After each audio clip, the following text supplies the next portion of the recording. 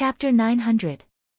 After a long time, the guard who had gone down before finally poked his head out from the bottom of the lake. He said with surprise, "Your Highness, there is a very deep karst cave at the bottom of the lake. I suspect that it can lead to the outside." Wei Lin frowned and said, "But even so, Master Qingchen can't go out." Looking at the two guards, he knew that they were almost out of breath. Master Qingchen's body couldn't be more suffocating than the guards of the Prince Ding mansion. What's more, did Master Qingchen know how to swim? Yi Li's eyebrows relaxed slightly and said, "My eldest brother naturally didn't leave by himself." "Your Highness, do you mean that someone took Master Qingchen away?" Shuo Jing asked. One of the guards who was still soaking in the lake raised a jade pendant and said, "Your Highness, I found this at the bottom of the lake." Wei Lin stepped forward and took it. It was indeed the jade pendant that Su Qingchen usually wore.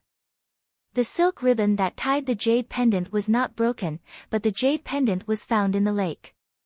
Obviously, someone deliberately threw it there. Holding the jade pendant, Yi Li thought for a while and asked, "Can you go through?" "I'm incompetent. I'm afraid. I've swam very far, but I still can't feel the location of the exit. And, this is the mountain. Even if there is an exit, I'm afraid it's not enough." The guard apologized. Yi Li waved her hand and said, "How can I blame you? You can get up first." Wei Lin, send people to secretly investigate all the places within a radius of 5 li, record down all the places with ponds and rivers. Shuo Jing, see if there are any people who live by the sea who can dive for a long time. Let them try from here. "Yes, Your Highness," the two men said in unison. Originally, they thought that they had news of Su Qingchen, but they didn't expect to be happy for nothing. But at least they had news of Su Qingchen. Although Yi Li was worried about Su Qingchen's safety, she could only return to the city first. But at this time, because of Dongfang Yu's sudden disappearance, Nanjing City was turbulent. The Prince Li's mansion sent people to search everywhere. Yi Li was still walking on the street with Shuo Jing and Wei Lin, who had disguised themselves. On the other hand, Dongfang Yu had been sent back to the Chu mansion in the city. Yi Li did not intend to use Dongfang Yu as a chess piece now. It was not a good thing to alert the enemy. When Mo Jingli left Nanjing, Dongfang Yu and Mountain would be much more useful. Dongfang Yu was brought back to the Chu mansion in a box. Mo Jingli, who was frantically looking for Dongfang Yu, naturally did not expect that Dongfang Yu would be unconsciously put in a box and brought back to Nanjing like goods when Dongfang. Opening the box, Dongfang Yu had already woken up. Of Yi, so even if she woke up, she could only curl up in the box and wait helplessly for someone to let her out. Dongfang Yu's life was smooth. Except for the time when Su Qingchen couldn't get what she wanted and when she was forced to marry Mo Jingli, Dongfang Yu had never been wronged, let alone treated like this. So, as soon as the box was opened, Wei Lin felt Dongfang Yu's sharp gaze. Wei Lin shrugged. He picked Dongfang Yu up and threw her into the chair next to him.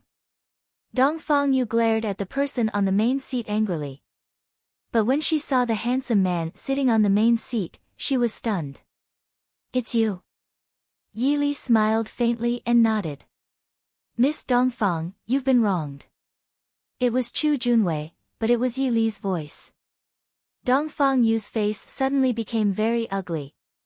She gritted her teeth and said, "Yi Li, it's you. How dare you?" Master Chu, whom she liked at the Chrysanthemum Appreciation Party, was actually Yi Li in disguise. This was absolutely more embarrassing for Dongfang Yu than anything else. But at this time, she didn't have the time to care about Yi Li's trick. She asked hurriedly, "Where is Master Qingchen?" Yi Li shook her head helplessly. Dongfang Yu's feelings for Su Qingchen were definitely deep. Unfortunately, she used the wrong method. And Su Qingchen really didn't have any thoughts about her. It was never a matter of one person to want two people to love each other. If Dongfang Yu only wanted to silently hinder Su Qingchen and not interfere with anyone else, Yi Li naturally wouldn't mock her feelings. However, if the other party had already rejected him in a righteous manner, it would be too much to force him to do anything if he continued to pester him or even use all sorts of methods. The Prince Ding mansion will take care of Big Brother's matter. If Miss Dongfang has time, you should think about yourself. Yi Li said calmly. I want to see Master Qingchen. Dongfang Yu screamed. Yi Li frowned and said, we haven't found Big Brother yet. I want to see Master Qingchen. Dongfang Yu continued to scream as if she didn't hear Yi Li's words. Yi Li sighed helplessly, there's nothing to talk about. Miss Dongfang, please go and rest. Yi Li. I want to see Master Qingchen. Dongfang Yu glared at Yi Li, as if she was an evil mother-in-law who broke up an affectionate couple. Yi Li looked at her with a frown and asked faintly, Miss Dongfang, these days, have you thought of Madame Dongfang? Dongfang Yu was slightly shocked and her face suddenly turned pale. Yi Li waved her hand and asked someone to take her away. Perhaps because Yi Li suddenly mentioned Dongfang Hui, Dongfang Yu was taken away in a daze. Princess, I didn't expect that you would bring back such an amazing person. At the door, Yaoji stood at the door and looked at Yi Li with a smile. Yi Li raised her eyebrows slightly and looked at Yaoji who came in person. She said, why are you here? Yaoji smiled and said, Prince Li is looking for someone all over the city. I know something big must have happened. But I didn't expect that Princess Li was missing. Yi Li was a little curious, didn't Mo Jingli announce this? Yaoji covered her mouth and smiled, I'm afraid that Mo Jingli has already determined that Dongfang Yu escaped with Master Qingchen. Why would he announce it and embarrass himself? I'm afraid that he would never expect that the princess regent he is looking for is in the Chu mansion, which is not far from Prince Li's mansion. How is it? Is there any news of Master Qingchen? Yi Li frowned slightly and shook her head. Yaoji sighed softly and said, Princess, don't worry. Master Qingchen is a good person. Nothing will happen to him. By the way, I came here in person for a proper business. Yi Li looked at her with a smile.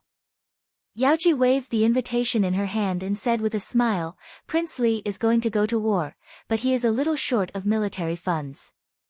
So he wants to invite the rich and powerful people in the city to a banquet and borrow money from everyone? Yi Li was stunned and said after a while, so, Mo Jingli wants to borrow money from me to attack the Mahist army? Yaoji smiled and said, who asked the Chu family to be a famous family in the Chu state? Chapter 901. The Chu family was indeed a famous family in the Chu state. Unfortunately, Yi Li was not a member of the Chu family. What's more, the Chu family's headquarters in Yunzhou was still under the control of Enchanting. Why would the Chu family give money to Mo Jingli to attack the Prince Ding mansion? With the relationship between the Chu family and the Su family, it might be more reliable for the Prince Ding mansion to raise money to attack Mo Jingli. Yaoji helplessly stuffed the invitation into Yi Li's hands, saying, I didn't want to come to you with such a funny thing. But the regent handed this matter over to the Marquis Muyang's mansion. The Marquis in our mansion has been throwing a tantrum recently, so I had to come here personally. I also came to ask about young Master Qingchen. It's not easy for me to walk into your mansion openly. Yi Li looked at the invitation in her hands with a smile, saying calmly, it seems that Mo Jingli really trusts the Marquis Muyang's mansion. Yaoji pursed her lips, saying, old Marquis Muyang is a man who swings with the wind. He naturally knows what to do and what not to do. After Mo Jingli passed away, the Marquis Muyang's mansion immediately leaned towards Mo Jingli.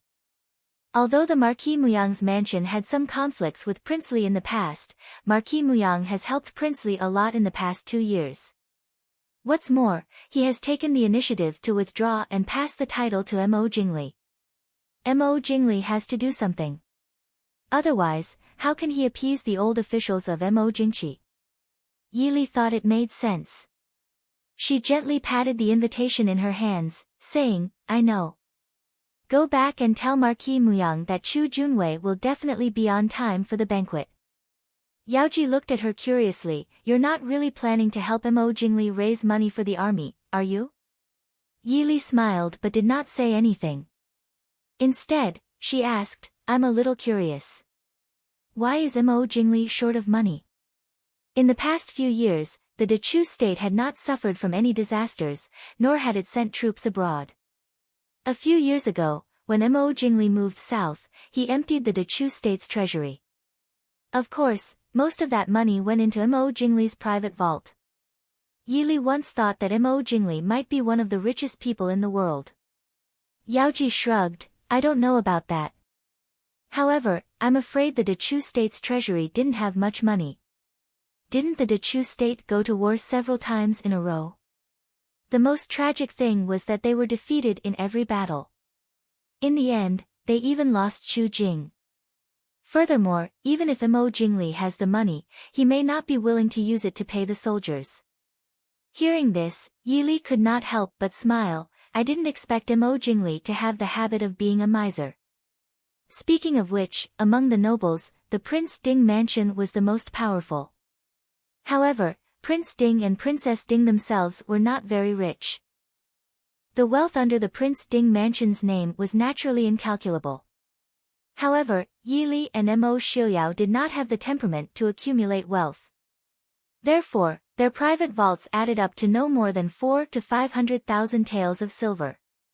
It seemed a lot, but compared to the other nobles, it was not enough. Yaoji did not stay any longer. She stood up and smiled. Since the invitation has been delivered, Yaoji will take her leave. Yi Li also knew that many things in the Marquis Muyang's mansion were handled by Yaoji. Yi Li stayed a little longer and smiled faintly, be careful. Outside Nanjing City, in a deep mountain dozens of miles away, a few simple thatched cottages were located between the mountains and rivers. They were almost integrated with the trees and flowers in the mountains. If one did not walk close, one would not be able to see that there were people living in this deserted place. In front of the thatched cottages, there were a few small herbal fields. There were many commonly used herbs in the fields. Although it was the beginning of winter, many of the herbs had dried up and looked a little sparse. However, those that were still alive were well taken care of. The entire herbal field was clean and orderly. In the cottage, a handsome young man leaned against the window and sat on the bed. He was casually flipping through an ancient book in his hand. With a faint smile on his lips, he looked like an immortal. Who else could it be but Master Qingchen, who was almost searched inside and outside Nanjing City by the Mahist army but could not find? After reading for a while, Master Qingchen raised his head and glanced outside. The smile on his lips was a little more helpless. There was a dull pain in his chest, so he could only suppress the idea of getting out of bed and walking for a while. Who would have thought that the handsome and talented young Master Qingchen would have such bad luck? There was a light sound of footsteps outside the door. A girl in cotton clothes came in from outside, holding a bamboo basket full of various herbs.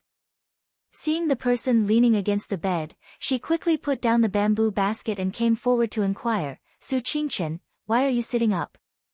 Are you better? The girl was only 15 or 16 years old. Her beautiful hair was just casually tied with a thin string similar to the cloth on her clothes. She was wearing a light green coarse dress. Her dress was even worse than that of a typical village girl. However, such a coarse dress could not hide the girl's beauty. Her light pink lips were red without any makeup, her exquisite nose, and her clear eyes seemed to be able to see through people's hearts. Although she was still young, it was difficult to hide the girl's peerless beauty. However, at this moment, this lovable girl was frowning and looking apologetically at Master Qingchen on the bed. Su Qingchen. Are you better? It's all my fault. Su Qingchen looked helplessly at the girl who was about to cry. He softly comforted her, how can I blame you? Speaking of which, you saved me. But if I didn't insist on taking you away, you wouldn't have been injured. The girl said guiltily. When she went up the mountain to pick herbs, she heard the pleasant sound of a zither and followed it. Seeing a godlike person playing the zither in the valley, she remembered that her father had left her a zither when he was alive. She didn't know how to play it, so she quietly went down the valley to ask for advice. When she heard that the godlike master was actually imprisoned there, she wanted to save him. However, she didn't expect that she would accidentally cause him to be seriously injured underwater. If she had known, she wouldn't have brought him out. Anyway, those people seem to be very good to him. That won't do. I'd rather be injured than leave that place. So, I still want to thank you. What's more, aren't you already treating my injuries? Su Qingchen smiled faintly. Although he was sure that the people from the Prince Ding mansion would come to save him, he didn't know when exactly. Sometimes, even if one was a little bit late, they would still be in big trouble. Master Qingchen had been away from home for decades and had been safe. In addition to having a wide circle of friends, he was the best at judging the situation. Instead of meeting with that crazy woman, Dong Fangyu, he would rather be injured and come out first. It had to be said that this was the first time in his life that Master Qingchen secretly regretted that he didn't know martial arts. The girl nodded repeatedly, and her bright and beautiful face suddenly burst into a smile. Yes, I'll be able to cure you soon.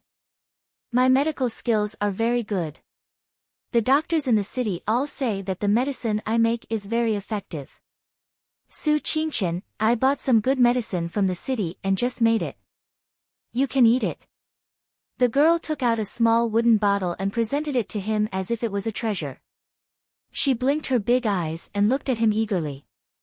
Su Qingchen smiled helplessly, reached out to take the medicine bottle and opened it. A refreshing fragrance immediately wafted out of the small bottle. A milky white pill was poured out of the bottle. Su Qingchen put it in his mouth and it melted immediately. In a moment, he only felt that the discomfort all over his body reduced a lot. There were only 5 pills in the small bottle. Although Su Qingchen was not proficient in medical skills, he was quite knowledgeable. Naturally, he could find that these small pills must cost a lot of medicinal materials. Chapter 902. The girl always thought that she had caused Su Qingchen's injury and felt guilty. In fact, Su Qingchen was much more important than her. Originally, the girl only wanted to ask for guidance on the zither. Perhaps she was lonely living alone in the mountains and wanted to talk to someone. The girl always thought that she wanted to meddle in other people's business to save Su Qingchen. In fact, if not for Su Qingchen's deliberate words, this child who had not yet grown up would not have thought of this. However, the injury was indeed out of Su Qingchen's expectations. The girl in front of him took care of him carefully, wanting to heal Su Qingchen as soon as possible. After spending time together, Su Qingchen already knew that the girl had lived in the mountains with her father since she was young. After her father passed away 3 years ago, she lived alone. Occasionally, she would take some herbs and simple pills that she grew and sell in the city to exchange for daily necessities. This time, in order to treat Su Qingchen's injuries, the young girl had used up all the silver that her father had saved for many years when he was still alive. She had also gone deep into the mountains to find some precious medicinal herbs that ordinary people would not be able to guess in exchange for the medicinal herbs needed for the treatment. Therefore, every time he met the girl's guilty eyes, Su Qingchen felt that he was really a bastard for the first time in his life. Yungu, come and sit down. Su Qingchen waved at the girl. The girl named Yungu blinked and walked to a stool not far from Su Qingchen's bed and sat down obediently. Su Qingchen asked softly, Yungu, did anything happen in the city today? Yungu blinked and said, I heard from the people in the city that there's going to be a war. A war? Su Qingchen frowned slightly. The Dechu state's only opponent south of the Yunlan River was Enchanting, Genom of Gojoseon of Xiling. But logically, Enchanting would not use force against the Dechu state now. With whom? Yungu pouted and said, with the Mahist army. My father said that the Mahist army are good people and Prince Li wants to fight with them. Prince Li is a bad person. Su Qingchen raised her eyebrows and asked, why did your father say that Prince Ding is a good person? Yungu thought for a while and said, my father said that the Prince Ding mansion was devoted to the country and was loyal and courageous. Unfortunately, his achievements were too high to be tolerated by his superiors, so Prince Ding died young. My father said that the people in the Prince Ding mansion are all good people. As he spoke, he nodded heavily to show his agreement. Su Qingchen then understood that Yun Jiyi's father should be the former Prince Ding, Mo Lufang or Mo Xiuwen. He just didn't know who the hermit who had passed away early was. Since he could teach Yunj such profound medical skills and martial arts, he should not be an ordinary person. Alright, Prince Ding is a good person. Is there any more news? I asked you to check on the Chu estate in the city. Is there any movement? Yungu nodded and said, I've been watching for a long time. There are always people going in and out. But there are many experts in the estate, so I don't dare to go near. But I saw a very good-looking white-clothed young master. There was also a very beautiful elder sister who went in. White-clothed young master. Su Qingchen was deep in thought. Li Er actually came personally. Yungu looked at him doubtfully and said, you want to find that white-clothed young master? I'll help you find him tomorrow. Also, there are many people looking for something in the nearby mountains. When I came back, I was almost discovered by them. I went to that valley today and there was no one there. But don't worry, no one can find us here. Don't be afraid. Su Qingchen was a little helpless. He was afraid that this place was too secretive. Not only could no one find him, even the people sent by Li Er to find him could not find him. But this was also good. He could not move for a while. It was better for everyone not to find him than to be found by the enemy. Su Qingchen, can you teach me how to play the zither? Yungu looked at Su Qingchen and said softly. Su Qingchen raised his eyebrows and smiled, okay, didn't I promise you before? When I've recovered, I'll teach you how to play the zither. Yungu looked at him, shouldn't you leave when you've recovered? I'm playing now. Can you help me take a look? Actually, I've learned a little. It's all my fault. When father taught me in the past, I refused to learn properly. In the end, father, no one taught me. Looking at the anticipation and sadness in the girl's eyes, Su Qingchen's heart paused slightly. He smiled faintly and said, why does Yungu want to learn how to play the zither? The sound of the zither is very nice. I can play it for myself. Yungu said with a smile. Su Qingchen sighed slightly. This Yun Jiyi's father was a little too relaxed. When he passed away, Yungu was only a 12 or 13-year-old girl. Even if she had martial arts, it was too lonely to live alone in this deep mountain. However, with this little girl's appearance and temperament, if there were no close relatives to look after her, it would be safer for her to live in this uninhabited place. However, this little girl had lived here for a few years and had never thought of leaving. Usually, she would only go into the city once a month to exchange for some daily necessities. For the past few years, she had followed her father's instructions before he passed away and only brought some common herbs and medicine to repay the debt. Otherwise, with her medical skills, she would have become famous long ago. Su Qingchen lowered his eyes and thought for a moment before asking, Yungu, don't you plan to leave this place? Yungu looked at him blankly, why should I leave this place? Father said that there are a lot of bad people out there. Even a good-looking person like Su Qingchen had been captured. If she were to leave this place, she would definitely be captured by bad people. Back then, not long after her father passed away, Yungu had encountered several robbers when she first entered the city alone. Fortunately, Yun Jiyi's martial arts were not bad and it was easy for her to get rid of these people. After that, Yungu knew to cover up her appearance every time she entered the city. However, if she were to leave this place, she could not possibly cover her face with dust every day, right? Although she was born in the countryside, it was a girl's nature to love beauty. Yungu did not want to be dirty every day. Su Qingchen was helpless. He could not help but raise his hand to knock her on the head. However, he accidentally pulled on his own injury and frowned in pain. Yungu quickly jumped up and pressed him back. Don't move around. Your injury hasn't healed yet. Su Qingchen looked at her and said, it's not a long-term plan for a girl like you to stay in the mountains. Why don't you come with me to Glass City? Yungu was stunned for a moment before she finally shook her head. She said, no, father said that he wants me to stay here. Someone will come and pick me up in the future. Pick you up? Who? Did your father say when he would come and pick you up? Su Qingchen suddenly realized. It was impossible for Yun Ji's father to not consider his daughter's future. However, it had been 3 years and there was still no news. Would the other party really keep his promise and come? Yungu thought for a moment and said with some confusion, father wrote a letter and asked me to send it out. Someone will come and pick me up. However, no one has come. What a silly girl.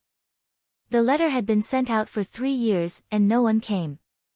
It was either that the other party did not receive the letter or they did not intend to come at all. Su Qingchen smiled faintly and said, how about this? You come back with me and we will leave a letter here. If someone comes to pick you up, they can go to Glass City to find you. When I return, I will also send someone to see if anyone comes here. Moreover, didn't you say that my internal injury will take a long time to heal? You can go and help me treat my injury, right? Chapter 903. Yungu looked at him awkwardly. She really wanted to leave this place with Su Qingchen. Although she was not particularly fond of crowds, after having Su Qingchen accompany her to talk these days, she felt a little sad when she thought of being alone again. However, her father had instructed her to wait here for someone. She could not disobey. Seeing her hesitate, Su Qingchen's eyes flashed and he smiled. Do you still remember the address to send the letter? I'll get someone to help you find them. Perhaps they really did not receive the letter. Then wouldn't you have to wait here for the rest of your life? Yungu thought for a long time before finally nodding and telling him an address. Hearing this, Su Qingchen could not help but frown. Yungu saw that his complexion was not good and could not help but worry. Su Qingchen, what's wrong? Su Qingchen asked, is your surname Mu? Ah. My surname is not Mu. My father's surname is Shen, Yungu said in confusion. Did she not tell Su Qingchen her surname? Tilting her head, she thought for a moment. It seemed that she had indeed forgotten to tell him that her surname was Shen. If a person had lived alone for too long, their surname was probably not that important anymore. Then what is your mother's surname? Su Qingchen asked. Yungu said, my father said that my mother's surname was Li. Su Qingchen nodded, I know who your father is looking for. I can bring you there. When I've recovered, you can come with me. Yun Ji's eyes brightened, really? Su Qingchen smiled and nodded. Looking at the happy girl in front of him, he sighed softly in his heart. This was just a lonely child. The Chu estate, reporting to the princess, a servant has come to report that a girl was peeping outside just now. Wei Lin came in to report. Yili raised her eyebrows slightly, a girl? Wei Lin nodded, that girl's martial arts are not bad, but she does not have much experience. She only left after looking outside for most of the day. Yili smiled with interest. Whether it was Infinite Boundless Mountain or Mo Jingli, they would definitely not send an inexperienced girl to spy on the Chu estate.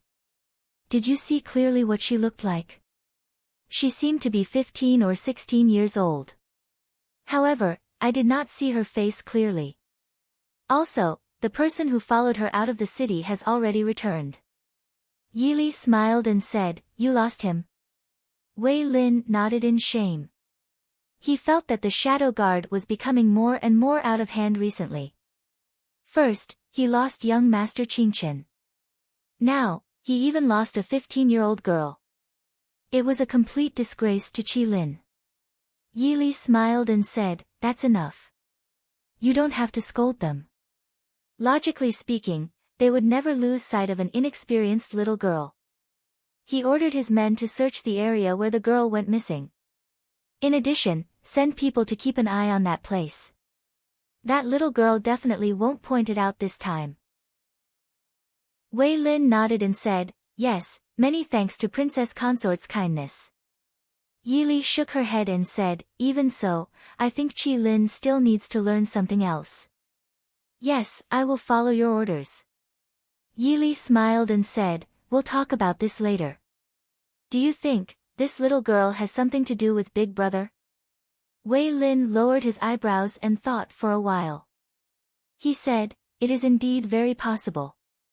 Even Mo Jingli did not notice anything unusual about the Chu residence. Why would that little girl specially come to watch the Chu residence? Moreover, she appeared near where young Master Qingchen went missing. Perhaps, this little girl is the one who saved young Master Qingchen.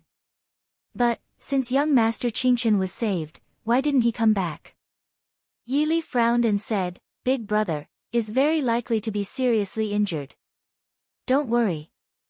Since Big Brother knows that we are here, there should be news soon. Yes. I will send people to keep an eye on that place.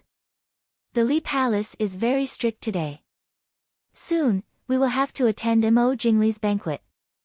Princess Consort, it is better not to go out of the city personally. Wei Lin said. Yi Li nodded and sighed, that is the only way. Sure enough, Yi Li saw the little girl mentioned by Wei Lin at noon the next day. When she saw her, she could not help but feel happy. It was actually a little girl. She looked to be less than 16 years old. Most importantly, she had a pair of crystal clear eyes. Even someone like Yi Li could not help but feel ashamed when she saw them. Yungu was brought into the Chu residence by the people of the Prince Ding mansion. Originally, she was entrusted by Su Qingchen to meet Yi Li. However, Su Qingchen told her that she could not enter through the front door and be seen by others. Therefore, Yungu could only go to the backyard of the Chu residence and planned to climb over the wall. However, she did not know that there were many more guards in the backyard of the Chu residence than the front door. Naturally, she was caught without any accident.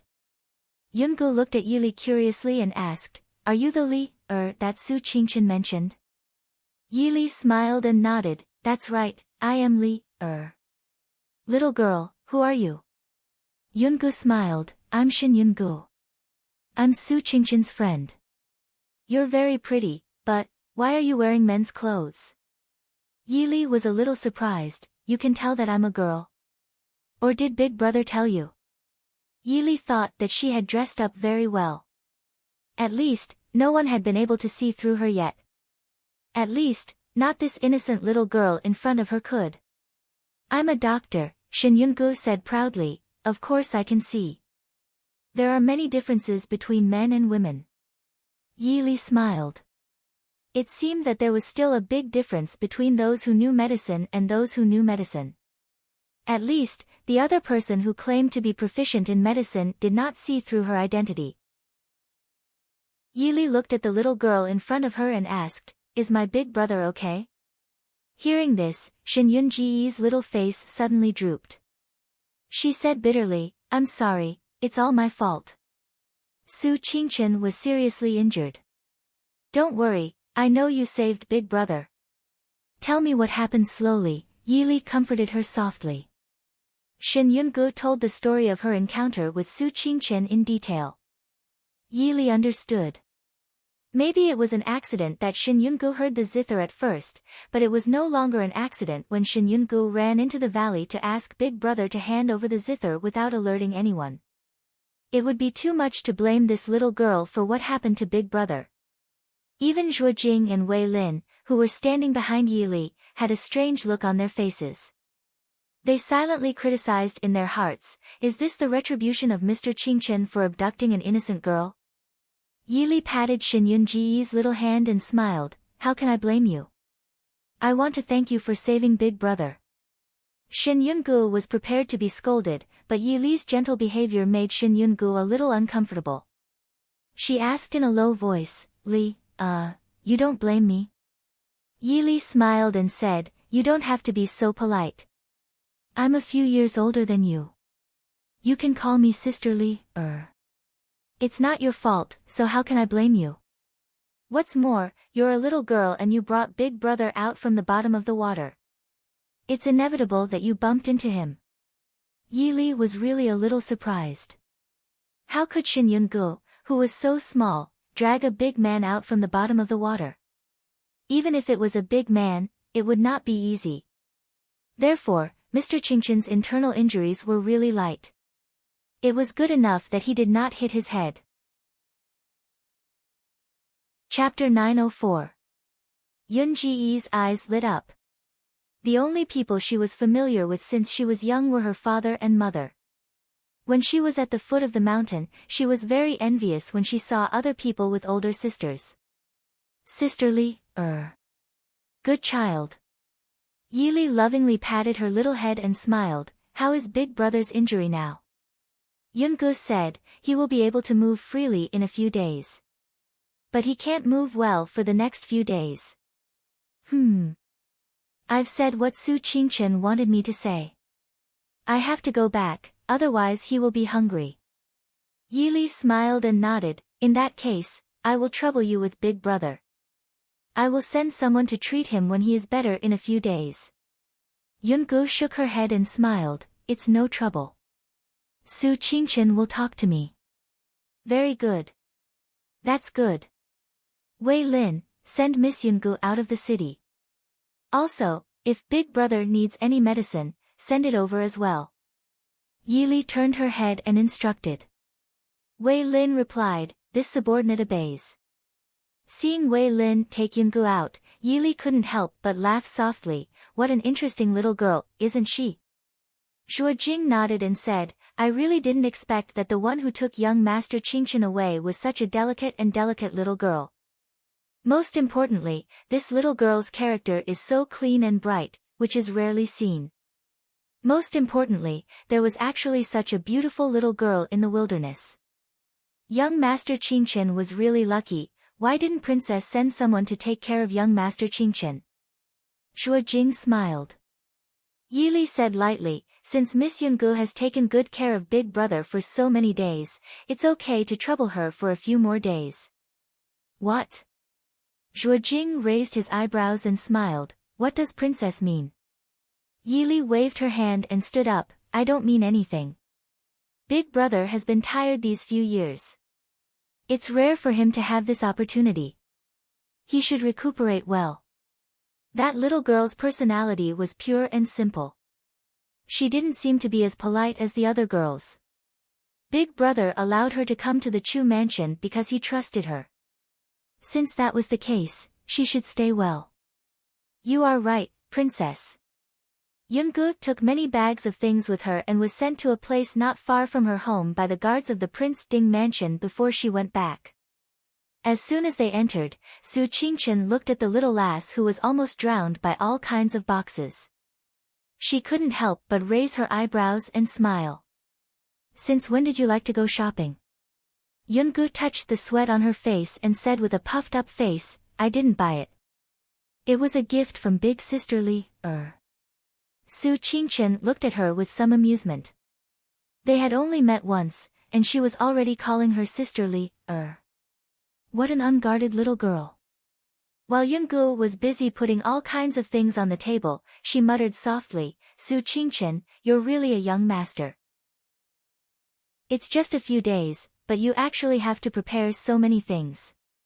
Fortunately, Big Brother Imperial Bodyguard helped me carry them up the mountain. Otherwise, I wouldn't have been able to bring them all back for you by myself. Opening it, there were indeed many things. Su Qingqian needed all kinds of medicinal herbs and tonics to recuperate, as well as all kinds of books to pass the time. She also needed 3 or 4 sets of clothes. Even the matching jade pendant and so on were all prepared. Su Qingqian glanced at it and pointed to a box next to her. Open that and take a look. Yun-gu glanced at it curiously. This? She opened it and took a look. Inside was a light yellow exquisite women's dress. Yun-gu didn't know, but Su Qingqian didn't know. Just by looking at the outer shell of the box, she knew that it was the most famous women's dress in Nanjing City. Su Qingchen smiled and said, "That's a gift from Li. You can try it." "For me?" Yungu was a little puzzled. She looked at the beautifully embroidered light yellow dress in the box and blinked her eyes. She was used to wearing plain cotton clothes. Although she had seen many girls wearing beautiful clothes when she went to the city, she had never envied them. Clothes, as long as they could be worn warm. But at this time, looking at the bright clothes, and then looking at Su Qingchen in a white dress who was looking at her with a smile, Yungu suddenly felt a little ashamed of her slovenly appearance. She picked up the box and hurried out. Su Qingchen smiled and looked at the little girl's figure disappearing at the door. She couldn't help but shake her head and laugh. Teasing children was really a very interesting thing. At the same time, Su Qingchen couldn't help but look forward to Yun Jiyi's appearance after putting on new clothes and dressing up seriously. As for Li, obviously didn't want him to intervene in the affairs of Nanjing City, let nature take its course. What's more, he was injured to the point where he couldn't even get up. If he went back, he would only drag her down. A mere Mo Jingli probably couldn't stop Li. Young Master Qingchen, who was in a happy mood, completely forgot that in a military camp in the north, there was a man who was anxiously looking forward to the return of his beloved wife. "Su Qingchen, you'd better not come back, for you still need Li to go all the way to Jiangnan to find you. I must make you work like an ox for the Prince Ding mansion until the next life." Chapter 905. Su Qingchen. While Su Qingchen was deep in thought, Yun Jiyi's delicate figure was already standing outside the door. She looked at the handsome man inside hesitantly. Su Qingchen raised his head and looked at the girl in yellow at the door with a faint smile. "Why don't you come in?" The girl's delicate face was slightly red. She pulled her sleeves uncomfortably and looked at Su Qingchen eagerly. Su Qingchen smiled and praised, "Very pretty." But she was very pretty. The girl's delicate and small face did not have any makeup. Her slightly red face seemed to be dyed with light rouge and was as beautiful as a peach. There was a faint uneasiness in her bright eyes, which made her look even more lovable. Although Yili was not someone who liked to dress up, she had good taste. The light yellow robe was embroidered with light pink plum blossoms. A light-colored belt was tied around her willowy waist. Because it was already early winter, she even wore a light purple cloak with a white fox edge. The fluffy white fox fur around her neck made Yun Jiyi's petite face look even more exquisite and pretty, making it hard for people to take their eyes off her. Hearing Su Qingchen's praise, the girl's smile grew. Su Qingchen looked at the smiling girl not far away and could not help but be a little dazed. Nanjing City, Prince Regent's residence. The Prince Regent's residence was very lively today. As long as one had some reputation and ability, they would be invited to the Prince Regent's banquet. Although there were some people who did not look so happy. But now, the Prince Regent's residence held great power in Jiangnan and their words carried weight. Even if they did not like it, no one dared to go against the Prince Regent's wishes. Yili still brought Zhuo Jing and Wei Lin over. Wei Lin went forward and handed an invitation to the housekeeper at the door. The housekeeper looked at the elegant and handsome young master in front of him and could not help but secretly admire him. Although this young master Chu was from the north, he was handsome and elegant. Even in Jiangnan, the home of talents, there were few people who could compare to him. It was no wonder that Yunzhou was called the home of the wise. Stunned, the housekeeper quickly let people lead Yi Li and the others into the residence. This was Yi Li's first time coming to the Li Palace. Although she already knew the layout of the Li Palace like the back of her hand, it was different to actually enter it. The buildings in the northern lands were mostly about grandeur, while the buildings in Jiangnan were all about meticulous craftsmanship. Mo Jingli had always cared about his face, so the regent's residence was naturally the best residence in Nanjing. It was even comparable to the Prince Ding mansion in the Chu capital. From this, it could be seen just how strong Mo Jingli's desire to compete with Mo Xiuyao was. The banquet was held in a large hall in the center of the mansion. There were 9 rooms in this hall, and 5 rooms deep. The floor was paved with golden bricks, and the atmosphere was magnificent. The main entrance was inscribed with the name Taihua Hall. Yi Li, who was standing at the entrance of the main hall, raised her eyebrows and asked, "Why do I find this Taihua Palace Hall somewhat familiar?" Zhuo Jing laughed softly and said, "Young master, this is somewhat similar to the Qingjing Palace Hall in the Chu capital." No wonder young master finds it familiar. Yi Li suddenly understood. Actually, it was not that this Taihua Palace Hall was similar to the Qingjing Palace Hall. Qingjing Hall was a palace built by the founding emperor of the Chu capital. It was magnificent but did not lose the domineering aura of an emperor. On the other hand, this Taihua Palace was overly concerned with exquisite and luxurious decorations. The carvings and paintings on the walls were meticulously crafted. Instead, it fell behind and seemed somewhat petty. But the 9 doors and the mythological beast at the corner of the hall were no different from the Qingjing Palace Hall. 9 was the extreme number, and only the emperor could use it. Even in the main hall of Prince Ding's residence, the number was only 7. Mo Jingli's desire for the throne was not concealed in the slightest. Stepping into the hall, there were already many dignitaries sitting there. As soon as Yi Li entered, she saw Marquis Mu Yang and his son sitting at the front, and Yao Ji sitting next to Mu Yang. Yao Ji smiled and nodded at Yi Li. Mu Yang, who was sitting next to her, naturally turned his gaze over. He looked at Yi Li and then looked at Yao Ji. Yao Ji smiled and whispered a few words in Mu Yang's ear. Only then did Mu Yang nod at Yi Li. Yi Li indifferently returned the greeting. The servant who led the way led her to a seat and sat down. Although the Chu family was a famous family in the Chu state, they did not have much power in Nanjing city. So Yi Li's actions were not very important, but also not very important. With Chu Junwei's status, this seat was very flattering. As soon as Yi Li entered the hall, she attracted the attention of many people. Many people who didn't know her couldn't help but ask each other which family's young master was so elegant. "Are you Chu Junwei, young master Chu?" The middle-aged man sitting next to Yi Li asked with a smile. Yi Li nodded and said, "May I know who you are?" The middle-aged man smiled and said, "My surname is Lin. I'm just a businessman.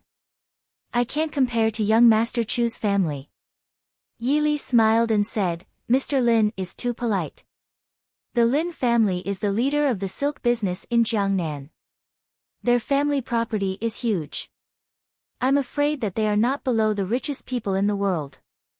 How can Chu Junwei's family be compared to them?"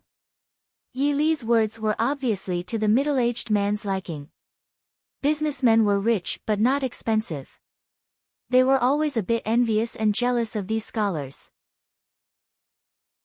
These people said a good word about him, it was worth 100 words from ordinary people. "Ha, young master Chu is too polite. We are all stink of money. How can we compare to young master Chu?" Actually, this middle-aged man was not unfamiliar to Yi Li. Although they had never met before, Lin was one of the leading silk merchants in Jiangnan. Most of the silk that Li City transported to the western regions was traded with the Lin family. As the mistress of the Prince Ding mansion, Yi Li naturally would not be unaware of her business partners. "Mr. Lin is too kind. It's just that this time I was learning from Jiangnan. I didn't expect to meet Prince Li at this time. I'm from a branch family. How can I make decisions for the Chu family?" Yi Li sighed and frowned. When the middle-aged man heard this, he couldn't help but sigh and said, "Young master is right. It's a pity that Prince Li is in power. As the saying goes, the people do not fight with the officials. What can we, the common people, do?" He had a large business with the Prince Ding mansion. It could be said that it was because of the Prince Ding mansion's business that his Lin family was able to sit firmly in the top position in Jiangnan's silk business. If something happened to the Prince Ding mansion, what good would it do for the Lin family? Moreover, he didn't think highly of Prince Li at all. If it wasn't for the fact that the Lin family's silk business couldn't move in Jiangnan, he would have moved the Lin family to Li City a long time ago. Now it was great. Who didn't know that the Prince Ding mansion was well informed? If the Prince Ding mansion found out that he had donated money to Prince Li, the middle-aged man frowned and his expression became even more unsightly. Yi Li was sitting next to him. How could she not know what he was thinking? She then sighed helplessly and said, "Fortunately, my family is in Yunzhou. If I can immediately return to Yunzhou after today, there shouldn't be any problems. At most, I'll just give one of the side courtyards in Nanjing to the princely mansion. I'm sure that the Prince Ding mansion won't blame me for the Su family's sake." When he heard this, the middle-aged man was stunned for a moment. Then he suddenly became happy. He grabbed Yi Li and said with a smile, "Young master is going out. I'm sure you won't bring so many burdens. If there's anything you need, I'll do my best." Chapter 906. Yi Li calmly withdrew her hand and said with a faint smile, "How could I trouble Mr. Lin?" The middle-aged man smiled apologetically. How could it be a trouble? As the saying goes, rely on your parents at home and rely on your friends when you're out. This one also wants to be friends with Mr. Chu, but I'm afraid that Mr. Chu will dislike us businessmen for being vulgar. Yi Li smiled and suddenly felt that the person in front of her was somewhat interesting. After thinking for a while, she nodded and said with a smile, "I don't know how this one can repay Mr. Lin." The middle-aged man looked around cautiously and said with a smile, "Why don't we discuss this in private?" Yi Li said, "This one is only from a side branch of the Chu family. If I disappoint Mr. Lin when the time comes, wouldn't it be beautiful?" The middle-aged man was helpless and could only laugh in a low voice. "Actually, it's nothing. Mr. Chu is such a talent, this one doesn't believe that he has no influence in the Chu family. This one just wants to ask Mr. Chu to recommend Mr. Qing Chen or Mr. Han." When Prince Ding and Princess Ding were not in Glass City, Mr. Qing Chen was in charge of the Prince Ding mansion and Han Mingxi was in charge of the Prince Ding mansion's external business. No matter which one he recommended, he would not lose out. Yi Li lowered her eyes and said with a faint smile, "So it's like this. It's just a small matter." Hearing this, the middle-aged man could not help but feel relieved. He could not help but think more highly of Yi Li. This was not a small matter. With his status, it was extremely difficult to meet Mr. Qing Chen. This Chu Junwei's relationship with Mr. Qing Chen must not be bad to have such confidence. Then, many thanks to Mr. Chu. The middle-aged man cupped his hands and smiled. The regent has arrived. The emperor has arrived. A sharp voice interrupted the middle-aged man's words. Yi Li smiled faintly and signaled him to talk later. The middle-aged man hurriedly put away his regretful expression and stood up to welcome the regent and the emperor. The little emperor wore a bright yellow dragon robe as he followed beside Mo Jingli. Speaking of which, Mo Suyun was almost a year older than Mo Xiaobao, but right now, Mo Suyun was probably half a head younger than Mo Xiaobao when Yi Li left Glass City a few months ago. He followed beside Mo Jingli in fear and trepidation. No matter how one looked at him, he didn't look like the ruler of a country. Instead, he looked like a pitiful child who was being abused. Yi Ying walked beside Mo Jingli. Seeing the pitiful child, she wanted to reach out and give him a hand, but she didn't dare to because of Mo Jingli's expression. "Greetings to the regent." "Greetings, your majesty." According to the original rules, even if the regent was in power now, the emperor should be placed first. However, when the announcement was made previously, the regent was placed first. Among the people who attended the banquet, the court officials were already used to it. As for the wealthy merchants who were invited, a large portion of them didn't realize this problem at all. There was also a portion that went with the flow because they didn't dare to offend Prince Li. "You may rise." Mo Jingli looked down at everyone from high above. He walked to the main seat in the hall and sat down before opening his mouth to speak. "Thank you, Regent," everyone said in unison. Yi Ying also sat down on the right side of Mo Jingli. The little Emperor Mo Suyun carefully glanced at Mo Jingli before walking to the empty seat on the left side and sitting down. The people below looked at the little Emperor's timid appearance and secretly shook their heads in their hearts. Mo Jingli looked at the guests and courtiers below with satisfaction. He smiled and said, "Everyone, don't be restrained. Just eat and drink to your heart's content." Everyone wrote their thanks to the regent again. Everyone present had a few sources of information. Naturally, they knew what the regent wanted to do by holding this banquet today. Especially those wealthy merchants who were forcibly invited. Their smiles were all stiff. How could they still be in the mood to eat and drink? The atmosphere of the banquet was obviously a little strange. Yi Li didn't care about it. Her expression was calm as she ate and drank lightly, as if she didn't know the purpose of this banquet at all. In the hall, Mo Jingli looked down from high above. Naturally, he saw everyone's expressions. These few days, Mo Jingli's mood had been very bad. When Dongfang Yu disappeared, although Mo Jingli often wanted to strangle that woman Dongfang Yu to death, when she really disappeared suddenly, many things in Mo Jingli's hands became stagnant. There were many things in the boundless mountain that Dongfang Yu had always held tightly in her hands.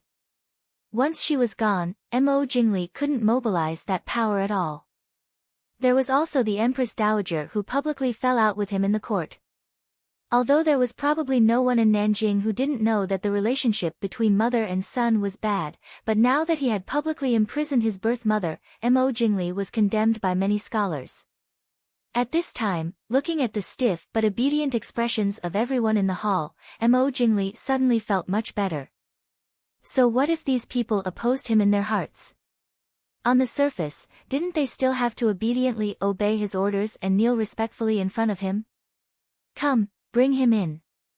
In the strange and heavy banquet, Mo Jingli's voice suddenly sounded. After a while, 2 guards of the palace dragged in a middle-aged man covered in wounds and forced him to kneel on the ground. Yi Li looked at him curiously. She didn't know this person. Master Lin next to her couldn't help but take a breath and whisper, "It's Zhang Baiwan." In the hall, there were many people who had the same expression as Master Lin. Living in Nanjing, as long as there were some famous people, most of them naturally knew each other. Of course, Zhang Baiwan's name was not really Zhang Baiwan. He was a famous grain merchant in Jiangnan. It was said that 60% of the grain stores in Jiangnan belonged to the Zhangs. In Nanjing, he could be regarded as one of the richest merchants. Wealth was not enough to describe him, so he was called Zhang Baiwan. Zhang Baiwan also had a nickname in Nanjing, Money Dead. He was already rich, but he usually dressed simply. Even his wife and children at home lived very simply, as if he was afraid that others would know that he was rich. He could take advantage of others, but if he let others take advantage of him, he wouldn't be able to eat for several days. How could such a person be willing to give Mo Jingli a large amount of money as soldiers' pay? Moreover, Mo Jingli's army was going to war, so they naturally needed grain. Before, Mo Jingli had already sent people to discuss with him, but this person avoided meeting. Today's banquet, he simply didn't attend. With Mo Jingli's temperament, how could he tolerate this kind of behavior that dared to challenge him? Therefore, at the regent's residence's banquet, Zhang Baiwan refused to enter the banquet with the invitation, but he was escorted in by others. Mo Jingli coldly glanced at the middle-aged man kneeling on the ground and sneered, "Lord Zhang, it's really hard to invite you." Zhang Baiwan had a bitter face and said in a trembling voice, "Prince, please forgive this humble one. This humble one doesn't dare. This humble one really doesn't feel well, so. Prince, please forgive this humble one. Doesn't feel well?" Mo Jingli said, "Is that so? My residence has a few imperial physicians with good medical skills. Why don't you let them take your pulse? That way, you won't be left with any illness." "No. I don't dare." Zhang Baiwan's face turned pale, as if he really was sick. But how could he dare to let the Li Palace's people take his pulse? At this moment, even if he really had a terminal illness, the Li Palace's imperial physicians would still be very healthy after taking his pulse. Moreover, everyone knew that his unwell words were just an excuse.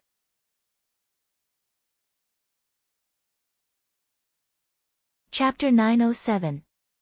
Impudent. Mo Jingli's face darkened. He slammed his hand heavily on the armrest. The heavy sound made everyone's heart tremble. Zhang Baiwan's plump body trembled. His face was ashen from fright. I gave you face and you didn't want it. Do you really think I am a pushover? Mo Jingli said darkly. He waved his hand, drag him out for I and flog him 50 times. I believe that Lord Zhang's body will recover very quickly. 50 flogs.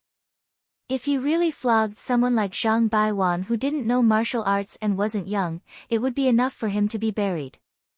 Even if the Li Palace was merciful, his life would most likely be cut by 70 to 80%. It was obvious that the Li Palace was planning to swallow the entire Zhang family. Everyone's heart trembled. They couldn't help but feel lucky that they didn't do anything stupid. The guards at the side didn't allow Zhang Baiwan to beg for mercy. They directly punished him and dragged him out. Not long after, the heavy sound of flogging and Zhang Baiwan's cries of pain came from outside the door. It was obvious that Mo Jingli wanted to kill the chicken to warn the monkeys. Prince Regent. Just as everyone was trembling in fear and struggling, a clear and low voice sounded in the hall. Everyone looked towards the source of the voice. They saw a young master dressed in white standing up. He said calmly, "The prince is about to go to war. There is no need to lower yourself to the level of an ignorant commoner. I ask the prince to reconsider." Mo Jingli raised an eyebrow. He looked at Yi Li with an indecipherable expression and said, "Young Master Chu wants to plead for mercy for him." Yi Li smiled and said, "This one is not pleading for Lord Zhang. It's just that, the prince's northern expedition is for the foundation of the Dechu state. If Zhang Baiwan is killed, I'm afraid it will affect the prince's reputation." Interesting. Mo Jingli's actions were meant to intimidate the crowd. He had no intention of taking Zhang Baiwan's life. At least, he had to keep him alive so that he could leave the Prince Regent's mansion.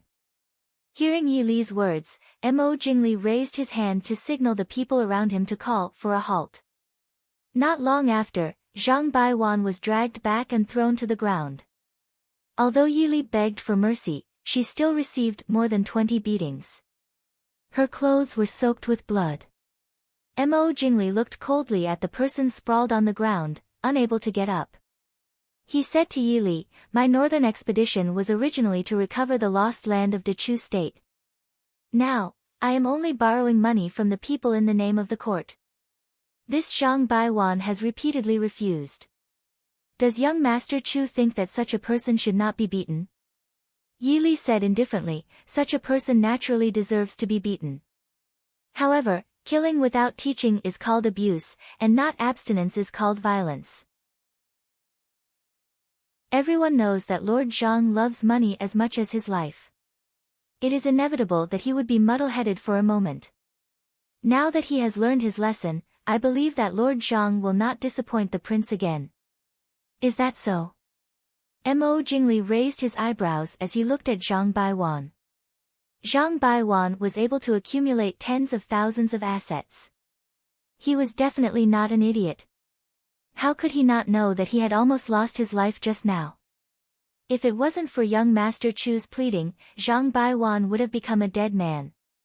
When he saw Mo Jingli's gaze sweep over, he nodded and said, "Young Master Chu is right. This humble one was muddle-headed. I beg the prince's forgiveness. This humble one is willing to donate 500,000 dan of grain to the army." The army was given for free. There was no need to return it. Although Mo Jingli had never planned on returning it, it sounded better than borrowing it. However, 500,000. 500,000 dan of grain sounded like a lot. However, it was not even enough to feed hundreds of thousands of soldiers for a month. Naturally, Mo Jingli would not be satisfied. Zhang Baiwan's heart trembled. He said with a sullen face, 1,000,000 Dan. Mo Jingli snorted and said with a smile, if that's the case, I still have to thank Lord Zhang for his righteous actions. In addition, I'm afraid that I will have to trouble Lord Zhang to gather the grain for the army later on. Of course, the imperial court will pay a high price for it. How about it? What else could Zhang Baiwan do other than nod? He naturally knew that Mo Jingli's so-called high price was not something that he could hope for. Even if it was a fair price, he would not be able to get it. In the end, he would still have to pay for it. He was only afraid that after Princely finished the war, the Zhang family would still have some money left. With Zhang Baiwan's lesson, the wealthy merchants present were naturally more tactful. There was no need for Mo Jingli to say anything. They all began to donate money and goods. Most of them were even gifts. Although these people were probably cursing Mo Jingli's 8 generations of ancestors in their hearts, on the surface, they still had to carefully smile. They were afraid that if Mo Jingli was angered, it would be difficult for them to even walk out of the Li Palace alive. After a while, Yili did a rough calculation in her heart. The people present had been forced to donate 5 to 6 million taels of silver. There were also countless other things. With such a rich income, Mo Jingli's gloomy face became much better. Yili also very tactfully donated 50,000 taels of silver. Although Mo Jingli was slightly dissatisfied, he also thought that Chu Junwei was away from home. 50,000 taels of silver was already a lot of face. Moreover, Chu Junwei's words just now could be considered as giving Mo Jingli a way out. This caused Mo Jingli to have a good impression of him. Thus, he did not say anything else.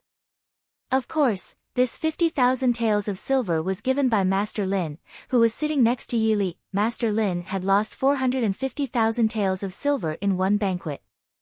His heart ached so much that his face was about to turn green. Everyone present knew that this money was like throwing meat buns at a dog. It was gone forever. Fortunately, Jiangnan had always been a land of wealth. Although these wealthy merchants had lost a lot, they could still bear it. If it was Nanzhao or Xiling, these people would have rebelled without waiting for Mo Jingli's northern expedition. After getting what he wanted, Mo Jingli was no longer in the mood to drink and eat with these people. After toasting a cup of wine, he stood up and left. Everyone present actually had a stomachache from eating, but no one dared to immediately stand up and leave. Princely had just left and you were already leaving. Weren't you clearly dissatisfied with Princely? Since ancient times, the idea that the poor should not fight with the rich, and the rich should not fight with the officials had long been deeply ingrained in people's bones. As long as it was not that they could not survive, ordinary commoners would not easily be willing to become enemies with the imperial court. Thus, everyone absent-mindedly looked at the singing and dancing in front of them while silently vomiting blood for the wealth they had lost. The most relaxed person present was probably Yili. Although Mo Jingli had left, Yi Ying and the little emperor remained at the banquet. After all, it was the regent's residence's banquet. It could not be without a host. However, Yi Li's current attire was not suitable for her to talk to Yi Ying. Her gaze calmly swept past Yi Li, who was sitting in a daze in his chair. A faint smile appeared on Yi Li's lips. Why did the emperor appear at the regent's residence today? Yi Li asked curiously. Master Lin hurriedly explained in a low voice, I heard that the regent and the Empress Dowager had a falling out. He said that the Empress Dowager was soft-hearted and did not know how to teach the emperor.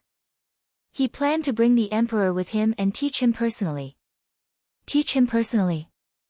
Mo Jingli was actually planning to scare the little emperor to death. Furthermore, the Empress Dowager was soft-hearted. Mo Jingli had probably forgotten that he was also taught by that soft-hearted woman. Chapter 908. That's right. Sigh. It's not easy to be born in the royal family. Old Master Lin looked at the dazed little emperor and shook his head. Even a fool could see that the little emperor was simply a puppet that could not be supported. When he faced Princely, he was frightened like a cicada in winter.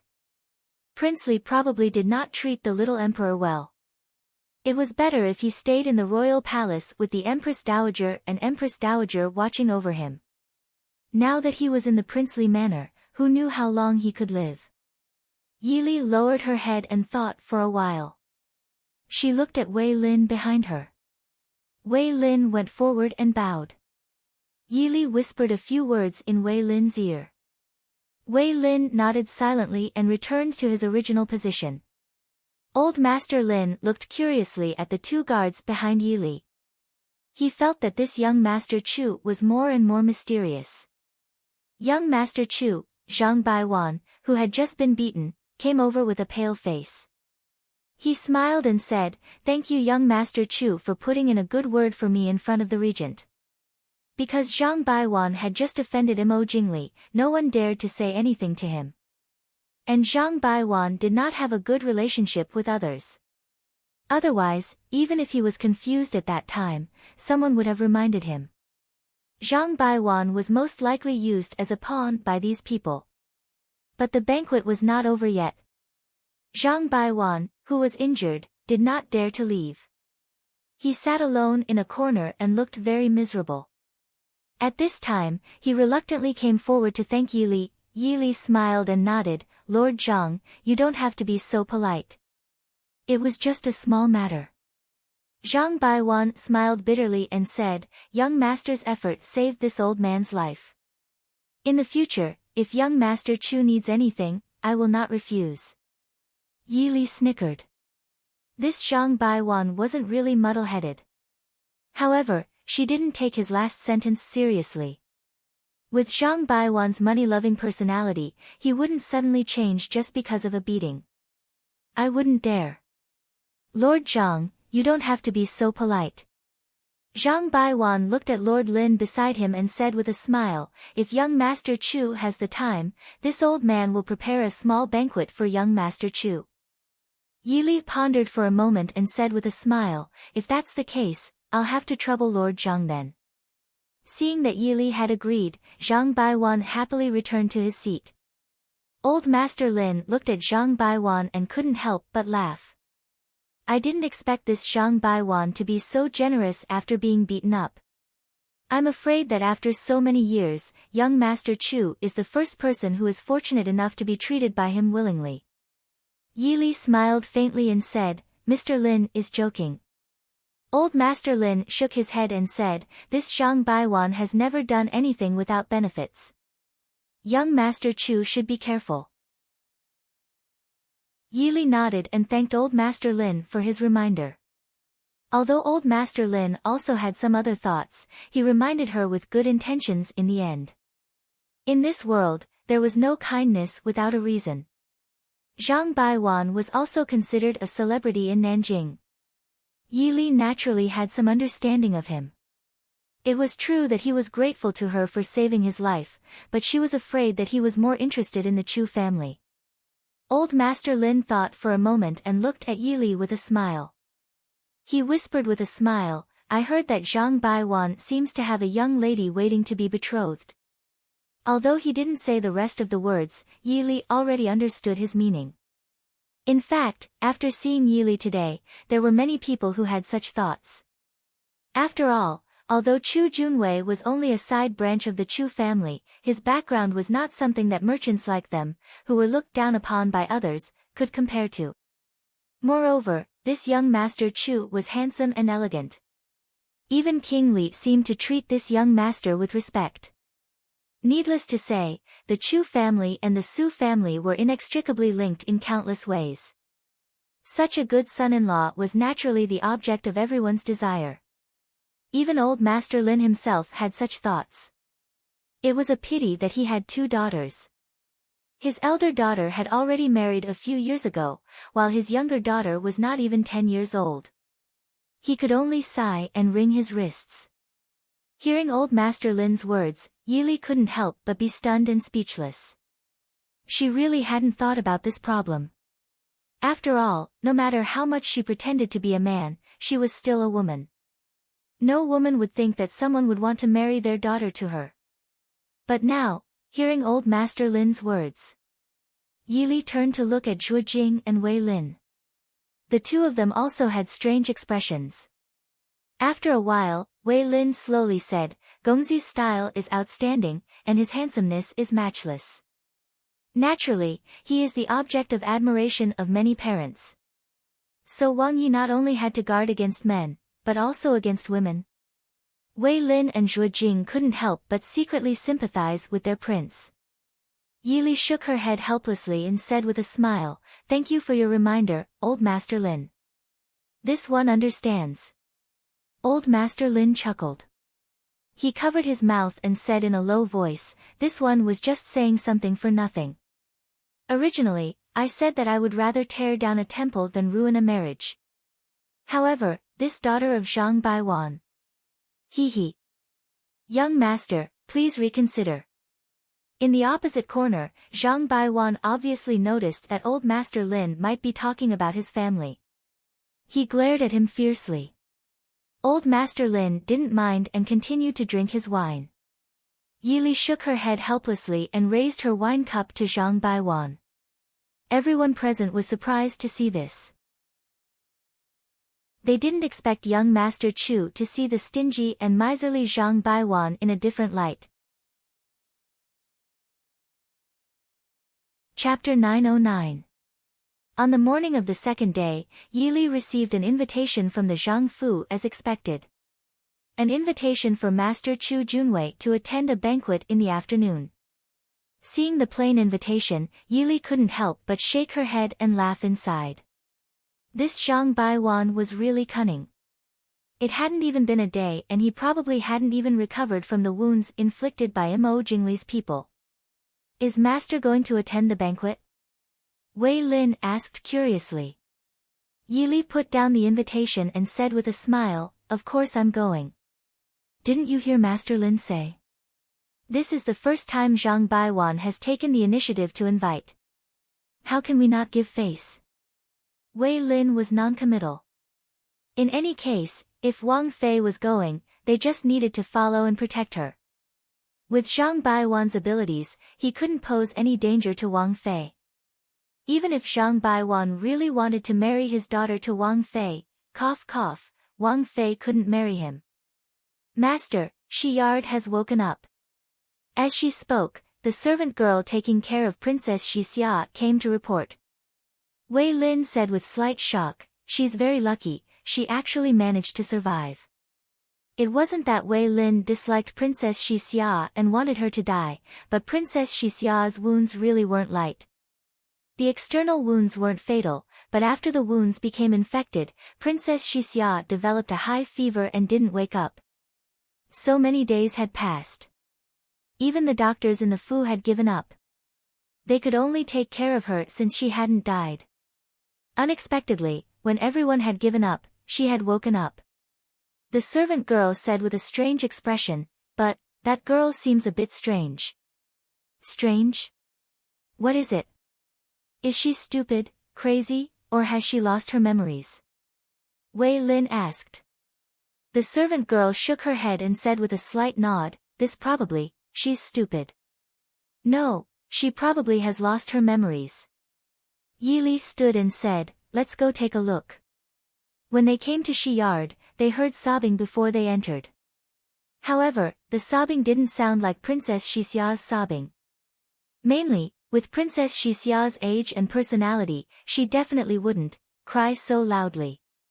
When they stepped in, they saw the mess in the room. Yili stood at the door and frowned as she looked at the woman hiding at the foot of the bed. Her eyes were clear and bright. She definitely didn't have the eyes of a lunatic or a fool. However, the expression on his face was indeed a little strange. Seeing them come in, the woman who was hiding at the foot of the bed and crying immediately stopped and stared at them vigilantly. Yili tried calling out, Princess Xixia, are you feeling better? Princess Xixia pursed her lips and suddenly threw herself at Yili. Young master, be careful.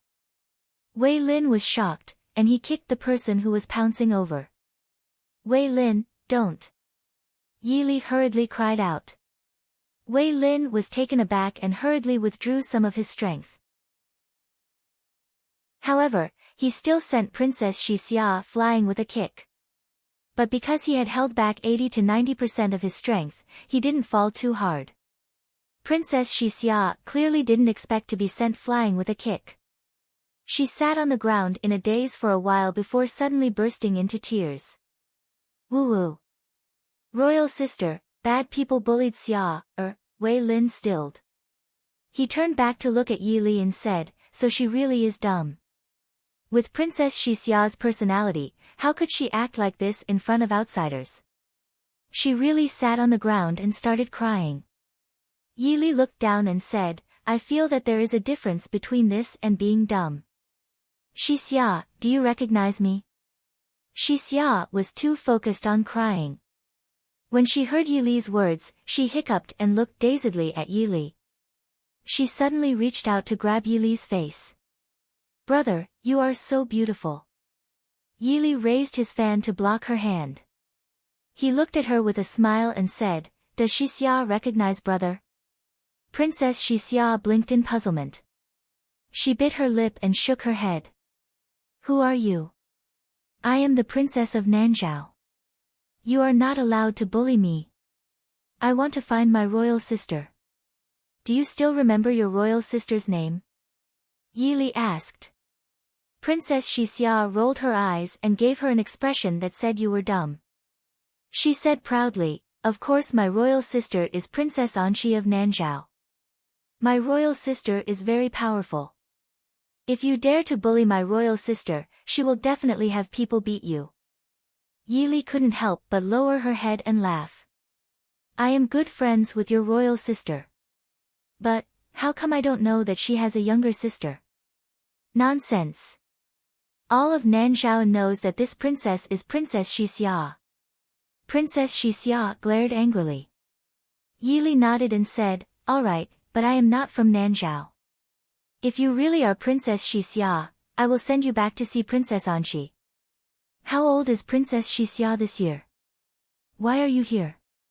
Princess Xixia grabbed her hair and said with some distress, 7 years old. I don't know. My royal sister said that she would celebrate my birthday, woo-woo. Thinking of something, Princess Xixia pouted and looked like she was about to cry again. Yi Li thought and asked, does Xixia know Mo Jingli and Dongfang Yu? Then who is it? Princess Xixia asked without much interest. Brother, are you going to send me home? I will have royal father and royal sister reward you heavily. Yi Li smiled faintly and said, it doesn't matter who it is. Xixia, rest well first. When you are better, I will send you back. She pointed at the wounds on her body. Although they had healed a lot these days, they still hurt. Reminded by Yi Li, Princess Xixia looked at the wounds on her body and wanted to cry again. After coaxing her with great difficulty, Yi Li let out a sigh of relief and took Wei Lin out. Wei Lin said with some confusion, what is going on with this Princess Xixia? Is she pretending? Yi Li shook her head and said, Princess Xixia's brain can't make such a perfect disguise. Just now, when I asked her if she knew Mo Jingli and Dongfang Yu, her eyes didn't change at all. If she is pretending. Princess Xixia is too good at acting. That's true. Princess Xixia had almost died at the hands of Dongfang Yu. She absolutely hated Dongfang Yu to the bone. Even if she was good at acting, it was impossible to not have any feelings. Send someone to watch over her. When we leave Jiangnan, send someone to send her back to Nanzhao. Yi Li said. Yes. Wei Lin nodded and said, young master, it's time to go to the Zhang mansion for the banquet. They had wasted a lot of time at Princess Xixia's place. In the blink of an eye, it was already afternoon. Yi Li had to change her clothes and go out for the banquet. Zhang Baiwan really deserved the reputation of being the stingiest in Nanjing. The entire Zhang mansion looked simple and unadorned. Even the inside of the mansion was ordinary. If people didn't know, they would never think that this was the mansion of one of the richest merchants in Nanjing. The servants in the mansion were also like kittens. Looking at the housekeeper who was leading the way wearing old clothes with patches, Yi Li couldn't help but twitch her lips. Probably because Yi Li's expression was too explicit, the housekeeper embarrassedly pulled at his clothes and whispered, "Young master, you must be joking. In fact, we are usually not so rude. It's just that yesterday master, to prevent master from feeling uncomfortable, so." Chapter 9-10. Yi Li suddenly understood. It turned out that Zhang Baiwan had lost a lot of money yesterday. The servants in the residence were afraid that they would be an eyesore to the master, so they specially found these clothes to wear, so as not to make the master unhappy. Yi Li smiled and said, "This one was rude. Being thrifty is always a good thing." The housekeeper smiled helplessly. Being thrifty was naturally a good thing, but with the Zhang family's wealth and status in Nanjing, they were often ridiculed because of this. They had long been used to it. Zhang Baiwan had already been waiting in the hall with his wife and daughter. Looking at Madame Zhang and young Miss Zhang, Yi Li suddenly had a deeper understanding of Zhang Baiwan's stinginess.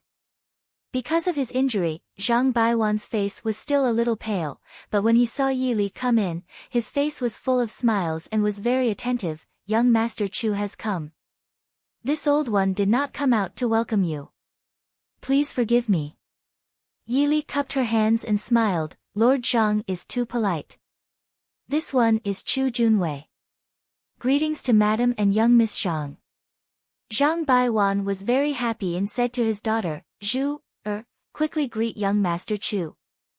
Young Miss Zhang very shyly stepped forward and bowed. "Zhu, greets young Master Chu." When she saw young Miss Zhang, Yi Li finally understood why Master Lin had a strange expression when he mentioned Zhang Baiwan's daughter. In all fairness, young Miss Zhang's appearance was not ugly. Although she could not be considered a stunning beauty, she should be a delicate and pretty woman. However, this young lady gave off a very strange feeling. Even someone as calm as Yi Li couldn't help but break out in a cold sweat when she stared at her. Yi Li's eyes twitched and she inadvertently took a step back. "Young Miss Zhang is too polite." Then she turned her gaze to Zhang Baiwan, swearing not to look at young Miss Zhang again. Seeing that Yi Li wasn't looking at her, Miss Zhang's eyes reddened. Zhang Baiwan looked at Yi Li, then at his daughter. He couldn't help but sigh in his heart. He smiled at Yi Li and said, "Young Master Chu, why don't we take a seat first?" Yi Li smiled and said, "Lord Zhang, please." Because only Yi Li was invited, Lord Zhang brought Mrs. Zhang and Miss Zhang to the table. The banquet wasn't very sumptuous, but it wasn't disrespectful. It seemed that even though Lord Zhang was stingy, he was still aware of the situation. After Yi Li sat down, Miss Zhang happened to sit beside her. This made Yi Li's body stiffen again. "Young Master Chu, Zhu, will pour some wine for you." Miss Zhang picked up the wine jug and eagerly poured some wine for Yi Li. Yi Li could only thank her. She sighed and went straight to the point with Lord Zhang. If Lord Zhang really said that he was planning to marry his daughter to her, it would be ugly. "Lord Zhang, actually, this one is here today because I have some important matters to discuss with Lord Zhang." Lord Zhang was taken aback. He smiled and said, "What is it? Why don't we talk after the meal?" Yi Li said calmly, "If it's about the 1 million grains that Lord Zhang donated to Prince Li yesterday." Zhang Baiwan's face immediately darkened. Just thinking about that 1 million grains made his heart bleed. What does young Master Chu want to talk about? Zhang Baiwan looked at Yi Li in confusion. Yi Li asked with a smile, "Is it convenient to talk here?" Zhang Baiwan hesitated for a moment. In the end, he still looked at his wife and daughter and said, "Madam, please bring Zhu down first. I have something to discuss with young Master Chu." Madame Zhang was just an ordinary woman in her boudoir. She treated her husband as her sky and did not know anything about business. She could only pull the somewhat unwilling Miss Zhang away. What does young Master Chu want to talk to this old man about? Zhang Baiwan asked. Yi Li smiled and said, yesterday, Lord Zhang donated 1 million grains to Prince Li. But according to this one's knowledge, Prince Li is sending out at least 800,000 soldiers this time. Taking everything into account, even if everything goes smoothly and we can agree to the Mahist army in the shortest time possible, it will still take at least half a year. In this period of time, the amount of grain needed is at least 3 million grains. And this is the most conservative estimate.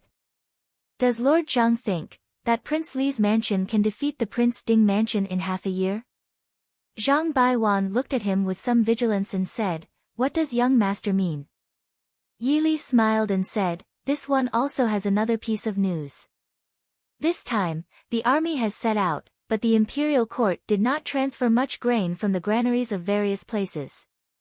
Because, this year, Xiling is suffering from drought and a lack of harvest.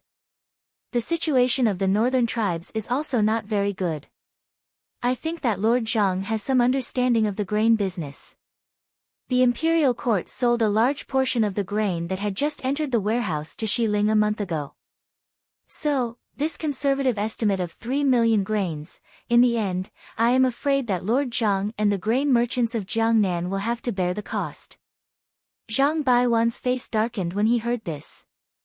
Prince Li. Prince Li wants to destroy my Zhang family. Donating 1 million grains had already greatly damaged the vitality of the Zhang family. If the Zhang family had to bear the cost of all the grain, the Zhang family would probably be finished. More importantly, the Zhang family would not be able to gather so much grain in such a short time. When the time came, the crime of delaying military plans would be brought down. Zhang Baiwan's head would still roll. As expected, Prince Li did not plan to let him go from the beginning. Not only that, but, honestly speaking, this one can say that this war is not something that can be finished in a year or so. When the time comes, the Zhang family. Zhang Baiwan's face was ashen. He looked at Yi Li and said, young Master Chu, you did not come here just to scare me, did you? Zhang Baiwan was also a shrewd businessman. He naturally knew that Yi Li would not come here just to play with him. Yi Li lowered his eyes and said lightly, this one does have a way to help Lord Zhang, but I don't know if Lord Zhang is willing. Please save me, young Master Chu. Zhang Baiwan hurriedly said. Yi Li smiled and handed over an envelope. Zhang Baiwan took it and skimmed through it. His face could not help but change. He stared at Yi Li and said, you. Young Master Chu, you are. Yi Li smiled and said, this one's surname is Chu. The Chu family, and the Su family are related by marriage. Zhang Baiwan understood. His expression kept changing. After a while, he asked, can young Master Chu make the decision? Yi Li smiled and took out a token from his sleeve and placed it on the table. Zhang Baiwan stared at the black jade token with a murderous look on it. Even though he had never seen the Prince Ding Mansion's token, Zhang Baiwan really did not think that anyone in this world would dare to copy the Prince Ding Mansion's token. Also, the Chu family and the Su family were related by marriage. With the Su family's position in Li City, the possibility of Chu Junwei working for the Prince Ding Mansion was much higher than coming all the way to Jiangnan to rely on the Li Palace. What does Lord Zhang think? Yi Li asked. If this old one does not agree, what does young Master Chu plan to do? Zhang Baiwan asked. Yi Li said calmly, then I ask Lord Zhang to forget what happened today. Zhang Baiwan said in a low voice, this old one needs to think about it. Yi Li did not waste time. He stood and said, since it is like this one will leave first. Zhang Baiwan looked at Yi Li and said with some luck, actually, if young Master Chu can agree to this old one's request, this old one can give you an answer right now. Seeing Zhang Baiwan's satisfied and expectant gaze, Yi Li rolled his eyes in his heart. He quickly said, Lord Zhang, please forgive me. This one is just running errands. If Lord Zhang has any request, this one can pass it on for you. But if it has to do with me, I'm afraid, please forgive me, Lord Zhang. Chapter 9-11. Zhang Baiwan could only sigh. His disappointment was obvious. He really hoped that Chu Junwei could become the son-in-law of the Zhang family. In this way, the Zhang family would have more protection. Moreover, his daughter had high standards. Ordinary men would not enter her eyes. Unfortunately, after leaving the Zhang family, Yi Li, Wei Lin, and Zhuo Jing could not help but breathe a sigh of relief. Zhuo Jing said that Miss Zhang's eyes were almost glued to young master. Fortunately, young master saw the opportunity and sent her away. Otherwise, it would be really troublesome. Being handsome was also a mistake. They really did not know how young master Qingchen had survived all these years. No wonder he provoked a crazy woman like Dong Fangyu. However, Princess Consort dressed as a man was worse than young master Qingchen. Young master Qingchen's immortal aura made people look up to him and dare not blaspheme him. However, Princess Consort dressed as a man was handsome and amiable. She was simply the best candidate for a good son-in-law. Princess Consort, what if Zhang Baiwan runs to tell on us? Wei Lin frowned. Yi Li said indifferently, then we can only let Lord Zhang be a real money grubber. But I think he is a smart person.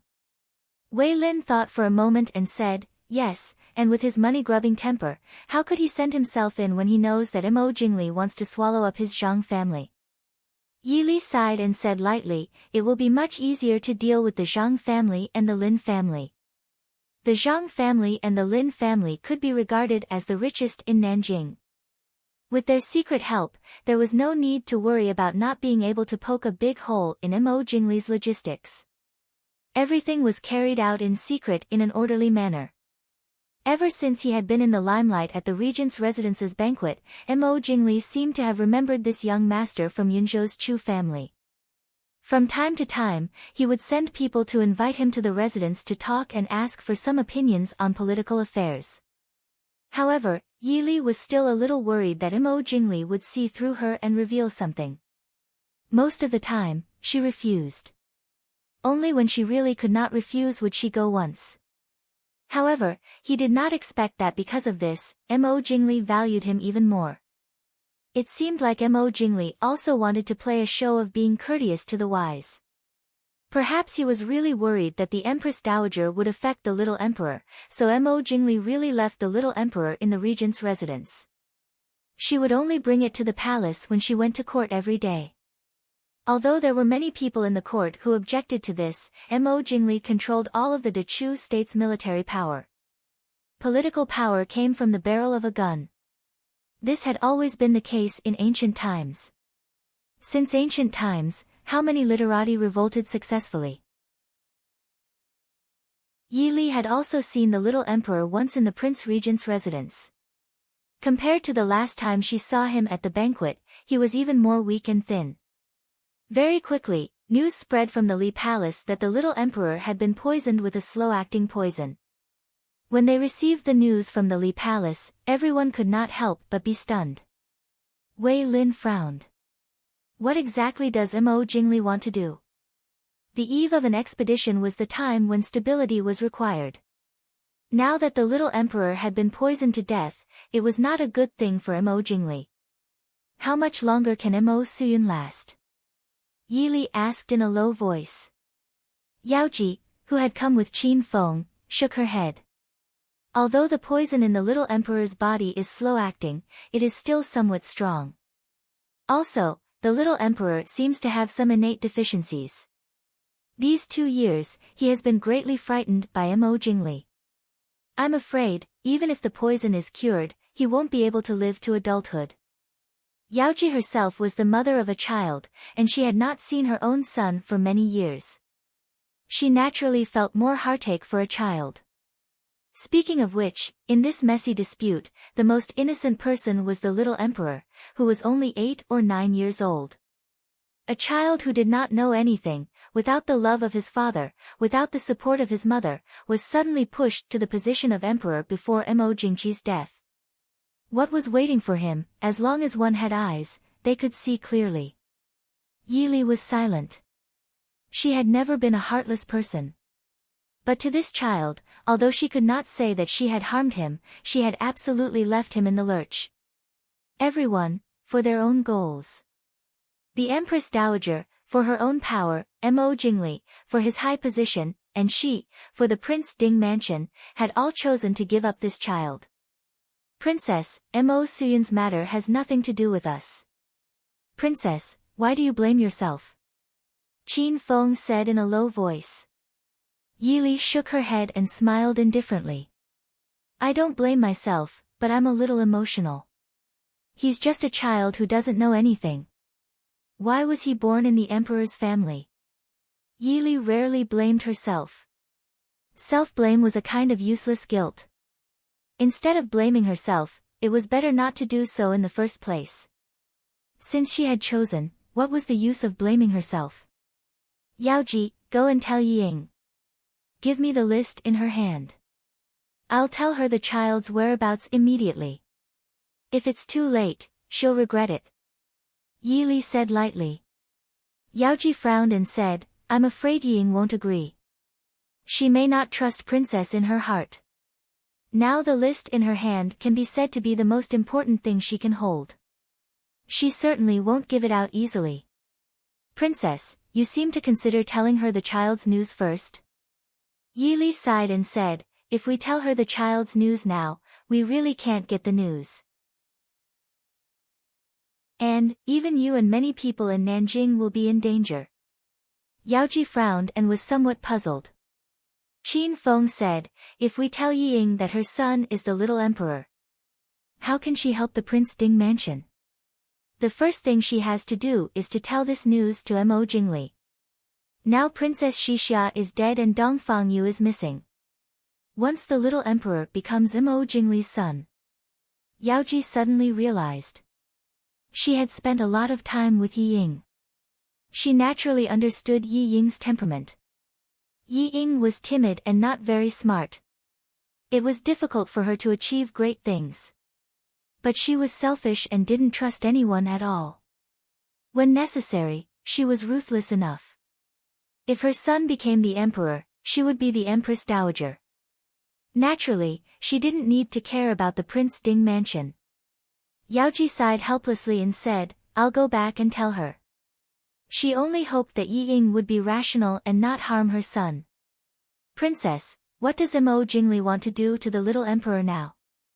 It can't be that he can't wait and wants to ascend the throne immediately, right? If the little emperor dies in his princely mansion, he will be suspected. Zhuo Jing was puzzled and said. Mo Jingli always liked to be smart. He didn't seem like someone who didn't understand such a simple principle. Yili shook her head and said in a low voice, in fact, it may not be Mo Jingli who poisoned him. Someone wants to frame Mo Jingli. Everyone was puzzled. Qin Feng frowned and said, since Dongfang Yu disappeared, Mo Jingli has vigorously reorganized the princely mansion again. Now it can be said that the princely mansion is completely under Mo Jingli's control. Even we can find out the news, Mo Jingli can't not know. Chapter 9:12. Yili pondered for a long time before raising her brows. There's another person in the Li Palace who can act against Mo Suyun. Even if Mo Jingli knows, he won't expose her. Besides, if the little emperor dies like this, it's not necessarily a bad thing for Mo Jingli. Xian Zhao, Grand Concubine? Lin Han asked. Yili nodded. That's right. Right now, the only people in the Li Palace who can act against Mo Suyun are Mo Jingli, Yi Ying, and Xian Zhao, Grand Concubine. It's not easy to administer a slow-acting poison. It takes a lot of time. Even if the little emperor has no power, there are still many people serving him. Normal people definitely can't put the poison in Mo Suyun's food at the right time every day. Why does Xian Zhao, Grand Concubine, want to kill the little emperor? Wei Lin didn't understand. Yili smiled. Xian Zhao, Grand Concubine, and the Empress Dowager are cousins. That year, they entered the palace together to serve the late emperor. It can be said that for most of their lives, they supported each other through thick and thin. After Mo Jingqi ascended the throne, the Empress Dowager became the Empress Dowager and conferred Xian Zhao Grand Concubine as Grand Concubine. She moved out of the palace to live in the Li Palace. Compared to the other concubines of the late emperor, she's considered quite good. However, I've always had a question. In Dechu state, the lowest rank of concubines is Kairen. The highest is Empress. Below the Empress, there are Gui Fei and Fei. According to convention, after the late emperor passed away, concubines were conferred one level higher. In other words, under normal circumstances, Xian Zhao Grand Concubine was a concubine when the late emperor was alive. Then, Mo Jingqi should confer her the title of Gui Fei. However, why did Xian Zhao Grand Concubine remain a concubine her entire life? Yaoji supported her chin. At that time, no one raised any objections. That means it's reasonable to confer this title. Yi Li said, it's reasonable but not appropriate. Moreover, at that time, the late emperor's concubines were all demoted or killed by the Empress Dowager for various reasons. The only one left, Xian Zhao Grand Concubine, was given the grace of leaving the palace to live in luxury. It seems that she was naturally favored, but no one noticed this. Why do you think the Empress Dowager wants to send the virtuous old concubine out of the palace? Yaoji blinked her eyes and said in surprise, Empress Dowager, you don't want the virtuous old concubine to stay in the palace to fight for power with you? Then, the virtuous old concubine must have something on her that made the Empress Dowager not dare to touch her. That was why he had been living a peaceful life for so many years. Now that she has made a move on Mo Jingli, is it because she wants to push Mo Jingli onto the throne, and also because she wants to take revenge on the Empress Dowager? A Huang Nu Ying is an eternal story. However, I have never seen the existence of the so-called Huang and Vying. Yi Li sighed softly. As long as she was a woman, she would be jealous. How could she have a deep sisterly relationship with another woman who shared a husband with her without the slightest grudge? Moreover, she was a woman in the palace. From the first day they entered the palace, there was only one thing they did, fight. Fight for favor, fight for status, fight for children. Mo Jingli is also the Empress Dowager's son. Wei Lin reminded. The virtuous old concubine Zhao did not have a child. No matter how deep she hid, she had already lost from the beginning. Giving birth to grace, raising grace, which is more important? Is Mo Jingli's current choice not enough to prove it? Yi Li smiled. Yaoji frowned and said, when the capital was just moved to Nanjing, it was said that Li Wang wanted to confer the title of Imperial Concubine Zhao to Imperial Concubine Zhao and control the harem together with the Empress Dowager.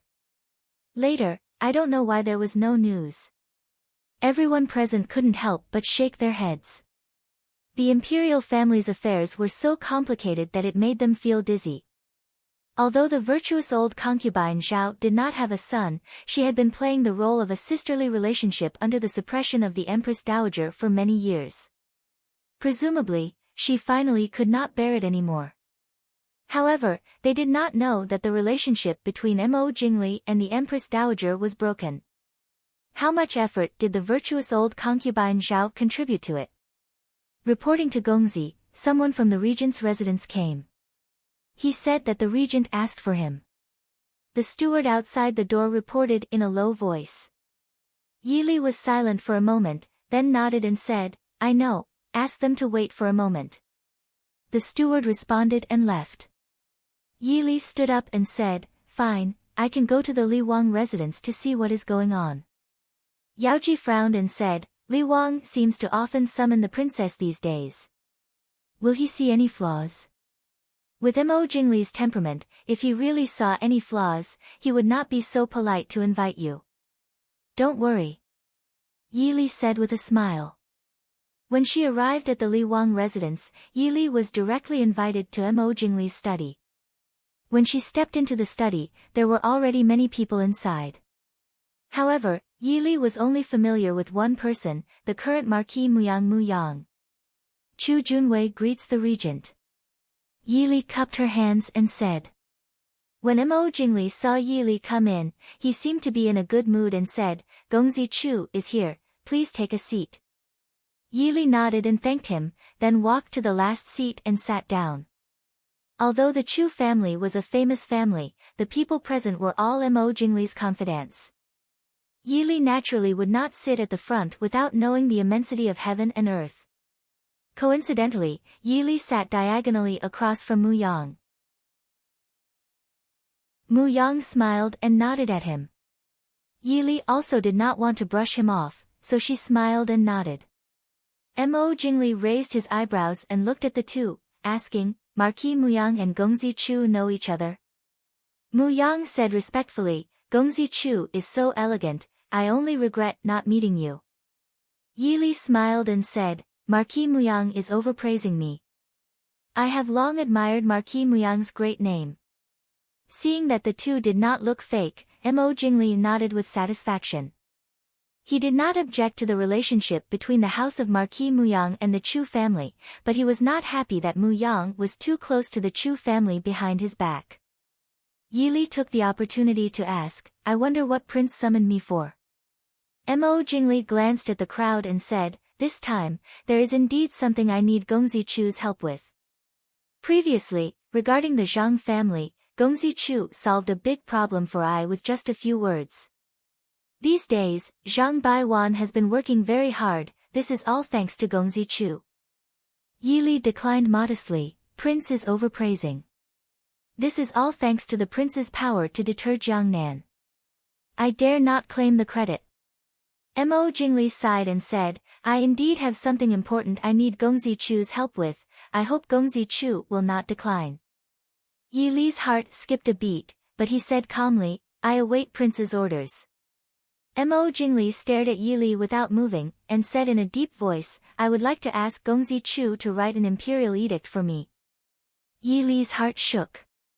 He glanced at the people present, there was no change in their expressions. He knew that these people all knew what Mo Jingli wanted to say.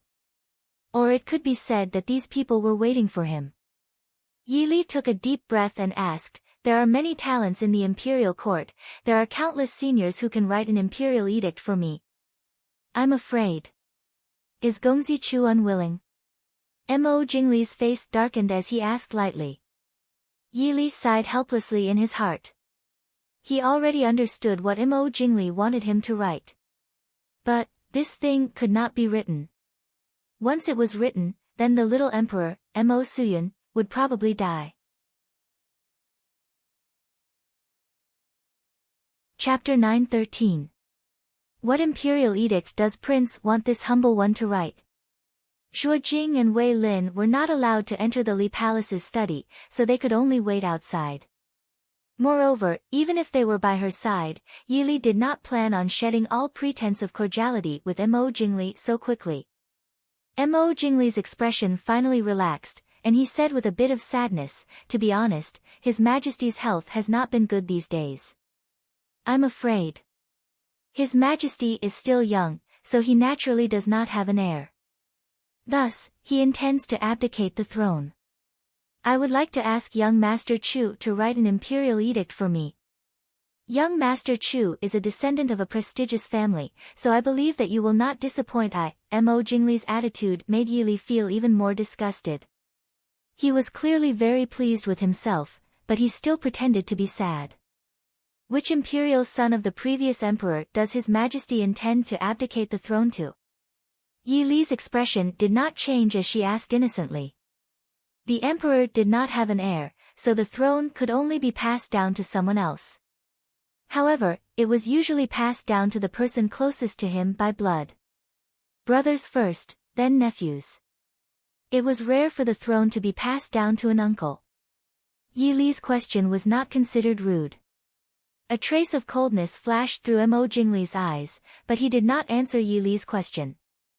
Mu Yang, who was sitting across from him, smiled and said, Young Master Chu misunderstands. His Majesty intends to abdicate the throne to the Prince Regent. After all, most of His Majesty's brothers are still young.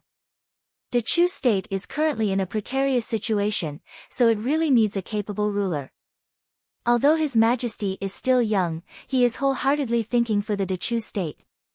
For the Chu state's territory. He's probably scared by you, right? Yili laughed coldly in her heart. Glancing at Imo Jingli with some hesitation, Yili pretended to be in a difficult position and said, "Prince, please forgive me. At this time, I'm afraid, this one will need to discuss this with the main family. What's more, even though I'm a member of the Chu family, I'm only from a side branch of the family. Something like an abdication edict. Since ancient times, there weren't many emperors who were willing to abdicate the throne.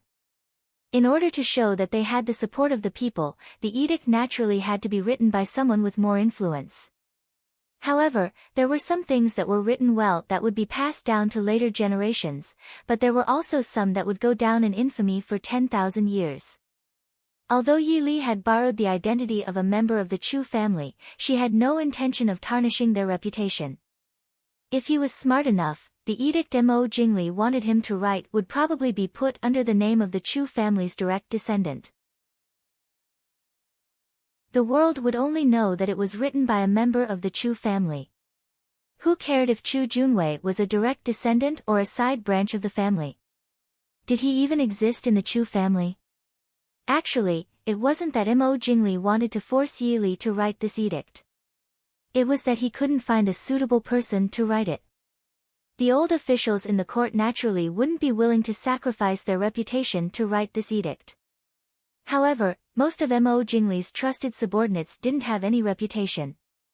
Even though Chu Junwei was a side branch of the Chu family, he still had the name of the Chu family. The Chu family could be considered one of the top families in the Chu state other than the Su family. If he could find young Master Qing Chen to write the edict, Mo Jingli wouldn't need to care if Yi Li was willing or not. Mo Jingli stared at Yi Li with displeasure and said, "It's just a small matter. Young Master Chu is avoiding it in every way possible. Are you looking down on I?" Yi Li really wanted to slap Mo Jingli's face. If the person here was really just a side branch young master of the Chu family, Mo Jingli would set up such a situation.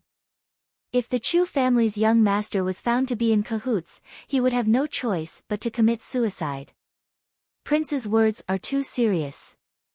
Yi Li said firmly, "But this matter is of great importance. This one really doesn't dare to act on my own accord. Prince doesn't want news to spread that the Chu family has expelled Junwei from the family right after this one writes the edict, right? If this was true, then the entire Chu family would give Mo Jingli a hard slap in the face. At that time, the situation would be even uglier than just casually pulling someone to write the edict. Not to mention anything else, if the Su family took the opportunity to say something, most of the scholars in the world wouldn't listen to Mo Jingli. Mo Jingli also knew that Yi Li was speaking the truth. But when he confidently made a request, he was met with neither soft nor hard rebuff. This made Mo Jingli lose face. Mu Yang, who was sitting down, saw this situation and quickly said, "Prince, young Master Chu's concerns aren't without reason. Young Master Chu is a scholar. It's inevitable that he won't be able to understand some things in a short time. There's no harm in letting young Master Chu think about it for 2 days. Presumably, young Master Chu will figure it out by then." Mo Jingli nodded. He looked at Yi Li and said, "I value young Master Chu very much.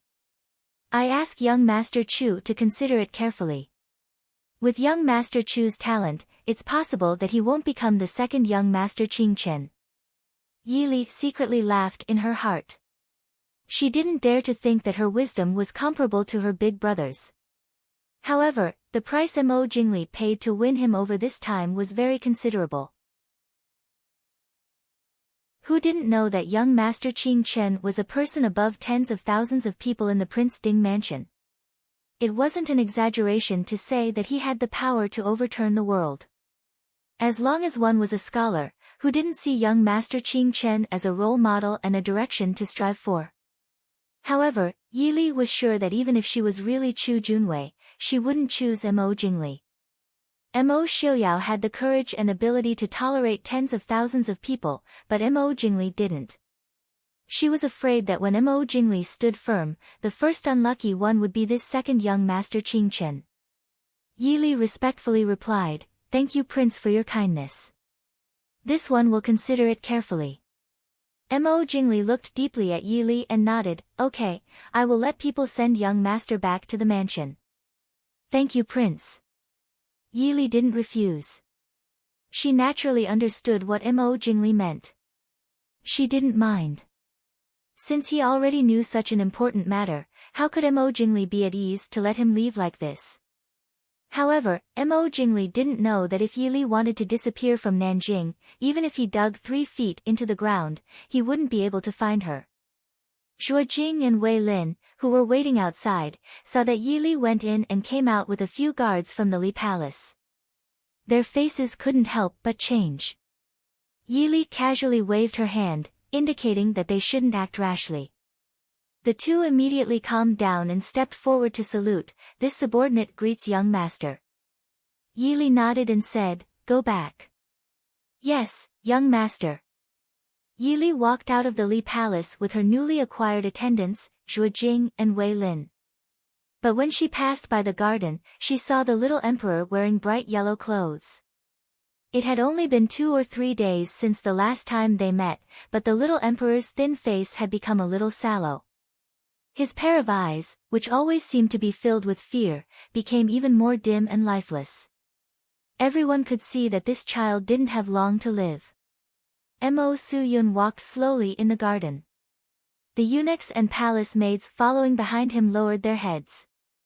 No one did anything. It was as if as long as the little emperor didn't leave their sight, it didn't matter what they did. The path in the garden wasn't very smooth. Mo Suyun seemed to see something interesting in front of him. His dim eyes lit up slightly and he ran forward. But his body was already very weak. He lost his balance and fell to the ground. But even so, the eunuchs and palace maids following behind him didn't help him up. It was as if these people had suddenly become puppets without consciousness. Chapter 9:14. It was very painful to fall from the uneven cobblestones.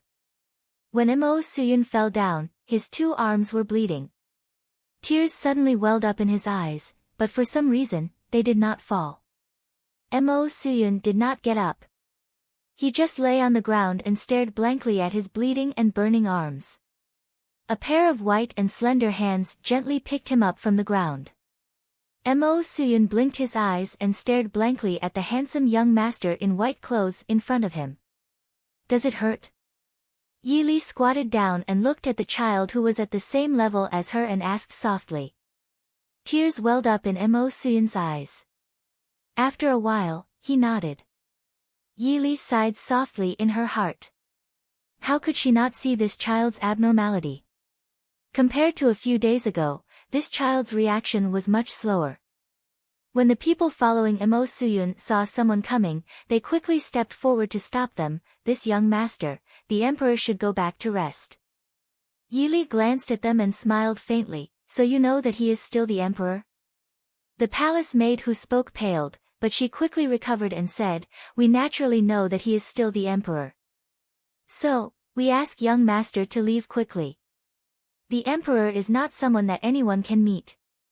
Although the palace maid's tone seemed very polite, Yi Li could still hear a trace of pride and emphasis on, "still the emperor." Obviously, she was instructed to treat Mo Suyun like this. The guards behind Yi Li also stepped forward and wanted to ask Yi Li to leave. But when they knew that the prince still needed this Chu Junwei, they did not dare to be too tough. "Greetings to princess." While they were in a deadlock, Yi Ying walked over with people. She glanced at everyone and asked, "What are you doing?" The palace maid who spoke to Yi Li before stepped forward and said, "Reporting to princess, we are following the orders of imperial concubine to accompany the emperor out to play. This young master Chu is blocking the emperor's path and is unwilling to leave." Yi Ying did not comment and looked at Yi Li. Yi Li smiled and said, replying to Wang Fei, "This one only saw his majesty fall and conveniently helped him up. Then, Yi lifted her sleeve, indicating that the little emperor was holding on to her and would not let go. Yi Ying was silent for a moment, then said, "Young Master Chu is the prince's honored guest.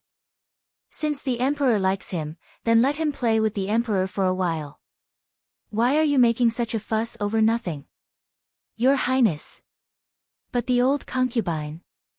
"Of course, I'll go back and explain to concubine dowager. With so many people watching, you still let His Majesty fall. Are you all dead?" Yi Ying said coldly. Although these people were all loyal to the virtuous consort, they did not dare to talk back to Yi Ying, the Li Wangfei, in front of outsiders. They could only shut their mouths. Yi Li took the medicine handed over by the guard Lin and carefully applied the medicine for Mo Suyun. She asked without turning her head, "Why didn't you call for an imperial physician?" The person serving Mo Suyun hesitated for a moment, then turned and left. Because Mo Suyun had been holding on to Yi Li's sleeve, Yi Li could not leave for the time being. She could only carry Mo Suyun to a pavilion in the garden to sit for a while. Sitting in the pavilion with Mo Suyun in her arms, Yi Li looked at Yi Ying faintly and asked, "Do you know what the virtuous consort did?" Yi Ying's expression changed, and she asked in a panic, "Old concubine? What did the old concubine do?" Yi Li's heart sank. Looking at Yi Ying's expression, she knew that she did not know what the virtuous consort did. "Why didn't you tell Yaoji about this?" Yi Ying bit the corner of her lips and said, "This is not an important matter, and it has nothing to do with the Prince Ding mansion. Why would I tell her? What's more, I didn't tell her, but didn't you know?" "I knew, but unfortunately, it was too late," Yi Li said. Yi Ying did not care and said, "Don't tell me you still want to save him. He is the emperor of the Dechu state, and you are the consort of the Prince Ding mansion. What good would it do you to save him?" Yi Li smiled faintly and said, "Do you think that if Mo Jingli becomes the emperor, you will definitely be the empress?" Yi Ying's face turned pale. Of course, she knew that if there was no support, even if Mo Jingli became the emperor, she might not be able to become the empress. Originally, she had the support of the Prince Ding mansion, but now Mo Jingli had decided to go to war with the Prince Ding mansion. "You can try and tell Mo Jingli my whereabouts. See if he will be in a good mood and give you the position of empress."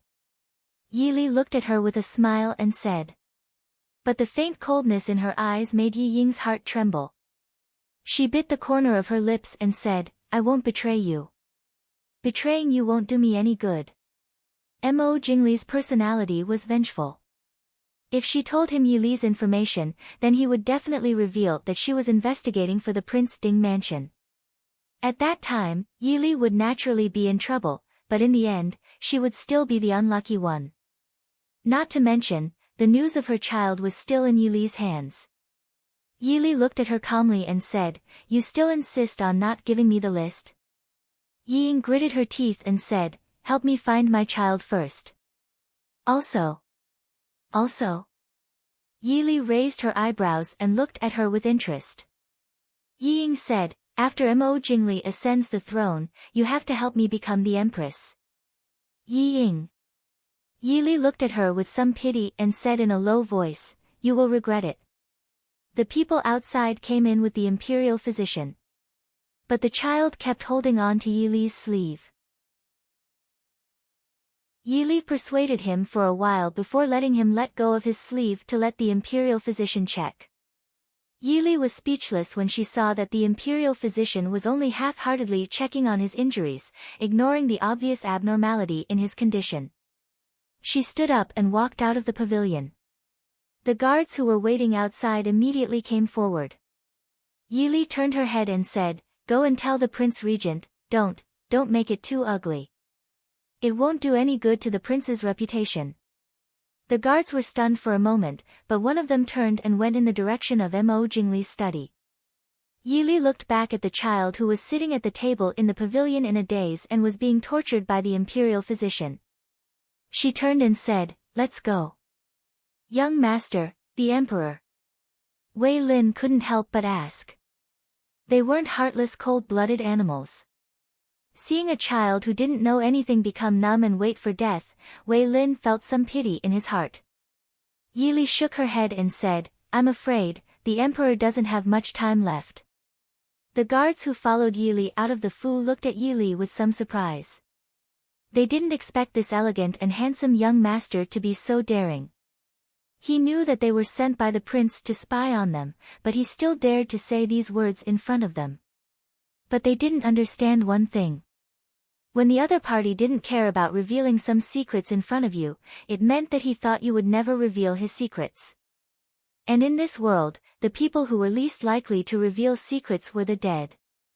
After listening to Yi Li's words, Zhuo Jing and Wei Lin tacitly swept their cold gazes over the guards. A faint murderous aura flashed through their eyes for a moment. The next day, news came from the Li Palace. The palace maids and eunuchs who served Mo Suyun were all beaten to death. Hearing Zhuo Jing's report, Yi Li's hands only paused for a moment before she continued to busy herself with the matters at hand. Chapter 9:15. 2 days later, when Mo Jingli sent people to the Chu mansion again, the Chu family was already gone. Only a letter written by Chu Junwei was left, saying that although the Chu family could not be loyal to the emperor, they could not go against the flow and murder the emperor. As for the guards sent by Mo Jingli, no one saw them again. Mo Jingli was furious when he heard the news, but where could he find Yili? At this time, Yili was already deep in the mountains dozens of miles away from Nanjing City. Standing on the edge of a few small huts, Yili looked at the scenery in front of her and nodded with a smile. It's a good place to recuperate. Sisterly, Yungu came out of the hut and saw Yili standing outside the hut looking at her with a smile. She immediately used her qinggong to land in front of Yili. Sisterly, how did you get in? Yili smiled and said, the array outside has to be wrong. It took me more than 2 hours to get in. Yungu blinked her eyes blankly and said, but I didn't feel anyone coming in. Yili smiled and patted her pink and tender little face. Is Big Brother okay? Oh, I forgot. Su Qingshan's medicine. Yungu cried out in annoyance and rushed back to the hut without caring that Yili was still behind her. She had just finished boiling the medicine when she heard a noise outside. She quickly came out to see, but almost forgot that Su Qingshan's medicine had been poured out. If he didn't drink it quickly, it would get cold. Seeing Yungu walk out of the hut with a bowl of medicine and walk to another hut, Yili raised her eyebrows and followed. Su Qingshan, drink the medicine. Yungu walked into Su Qingshan's room with the medicine. Su Qingshan put down the book in his hand and looked at the medicine bowl in her hand and frowned. Yungu, you really can't make these medicine into pills? After this injury, young Master Qingshan knew that he was afraid of taking medicine. In the past, young Master Qingshan was naturally not afraid of taking medicine, but this time, for more than half a month, he drank medicine 3 times a day. Moreover, the pills made by Yungu were fragrant and sweet, and melted in the mouth. However, the medicine that was brewed was unbelievably disgusting. Su Qingshan dared to swear that he had never drunk such a bad medicine in his life. But, he had seen the prescription prescribed by Yungu. It was the most common prescription for internal injuries. Su Qingshan, who knew a little bit about medicine. Even if he added a handful of Chinese gold thread, it would not be worse than the medicine in front of him. How can that be?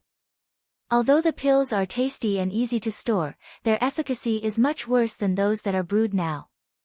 Yungu vetoed his suggestion and said, it's not a troublesome medicine that requires a lot of time.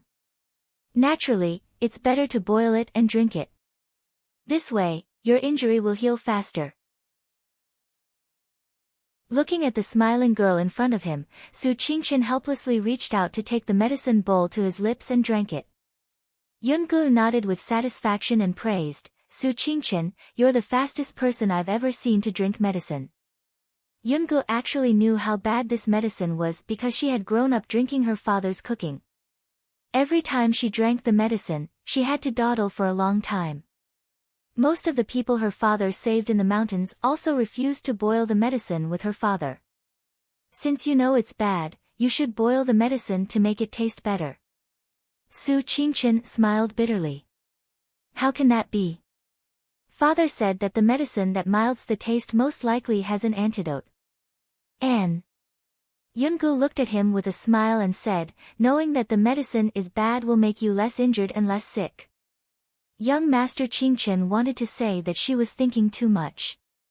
He only hoped that she could boil the medicine to make it taste normal. Ha, big brother, I didn't expect the famous young Master Qingchen to be afraid of drinking medicine. Outside the door, Yili finally couldn't help laughing. Su Qingchen raised his head and looked at the door. Yili stepped into the room and looked up and down. Although it was just a simple mountain hut, the furnishings in the room were only a bed, a table, and 2 stools. But it was very clean. There was also a somewhat clumsy but very cute wooden vase on the table. There were 2 simple flowers in the vase. The whole room was filled with a faint smell of medicine. She then looked at Su Qingchen.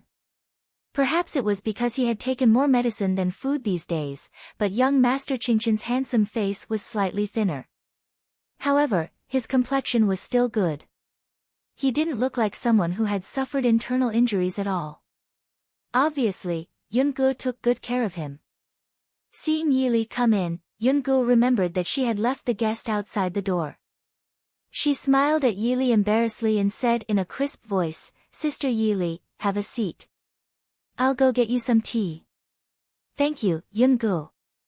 Yili smiled and sat down on the stool beside the bed. She smiled and looked at Yungu, who waved her hand and quickly went out of the hut to get tea. "She's really a cute little girl. Big brother, don't you think so?" Yili said with a smile. Su Qingchen smiled and nodded in agreement. "She's really interesting." Yili was slightly embarrassed. It turned out that in young Master Qingchen's eyes, a little girl wasn't divided into beautiful and cute, but interesting or not. "How's Big Brother's injury?" Yili asked with concern. Su Qingchen stroked his chest and said with a smile, "Although Yunji's medicine is disgusting, the effect is good. It's almost healed."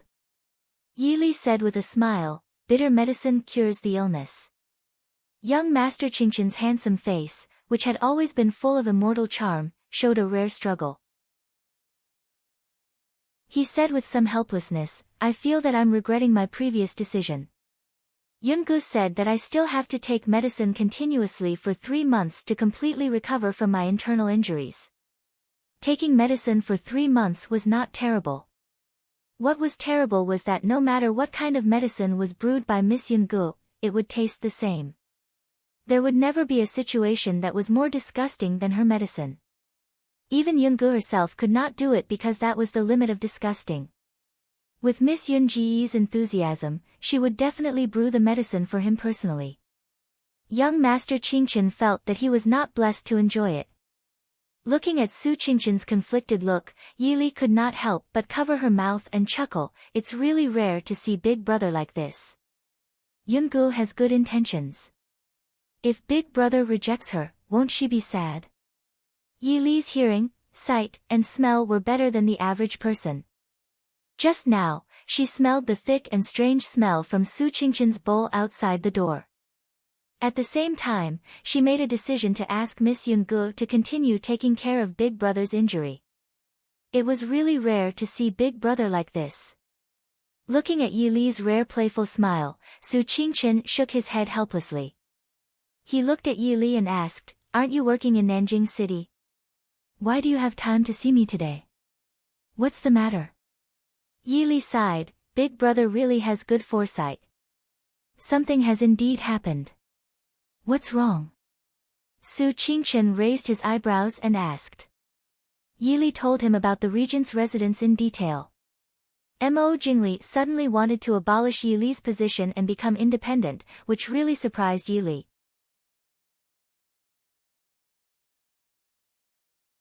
Chapter 9:16. Su Qingchen smiled and said, "Li is still soft-hearted. So what if you wrote the abdication edict for him?" Mo Jingli wanted to establish himself as the emperor at this time mostly because he wanted to suppress Prince Ding's manner in terms of status when they were on the battlefield.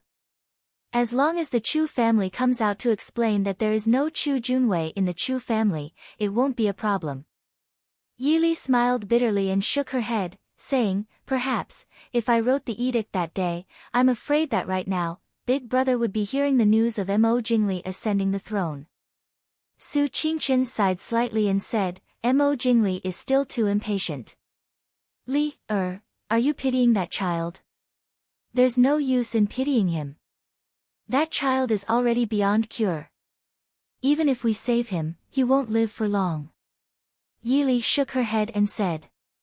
Although it was said that way, for her to personally save a child who didn't know anything, Yili knew that she couldn't do it. Su Qingchen looked at her with some pity and said, with your and Mo Xiuyao's personalities, I don't know how you two have lived so peacefully for so many years. In terms of nature, Yili and Mo Xiuyao's personalities were like heaven and earth. Yili could be ruthless to bad people, but she was easily soft-hearted to innocent people. Mo Xiuyao was different. He looked gentle, but as long as he could achieve his goal, he didn't care who he dragged into the situation. Now, with the relationship between Mo Jingli and Mo Suyun, who dared to say that Mo Xiuyao wasn't involved in it? If Mo Xiuyao really wanted to investigate, how could he not find out Mo Suyun's identity? It was likely that Mo Xiuyao already guessed, so he didn't let anyone investigate. Yili smiled and said, Xiuyao is Xiuyao, I am me. Even if we are husband and wife, there's no rule that says we have to think the same. As long as we can understand each other, it's enough. Then how do you plan to deal with Mo Jingli? Are we just going to let him be like this? Yili smiled helplessly. Does Big Brother think that I can overthrow Mo Jingli's rule in Jiangnan in a short month?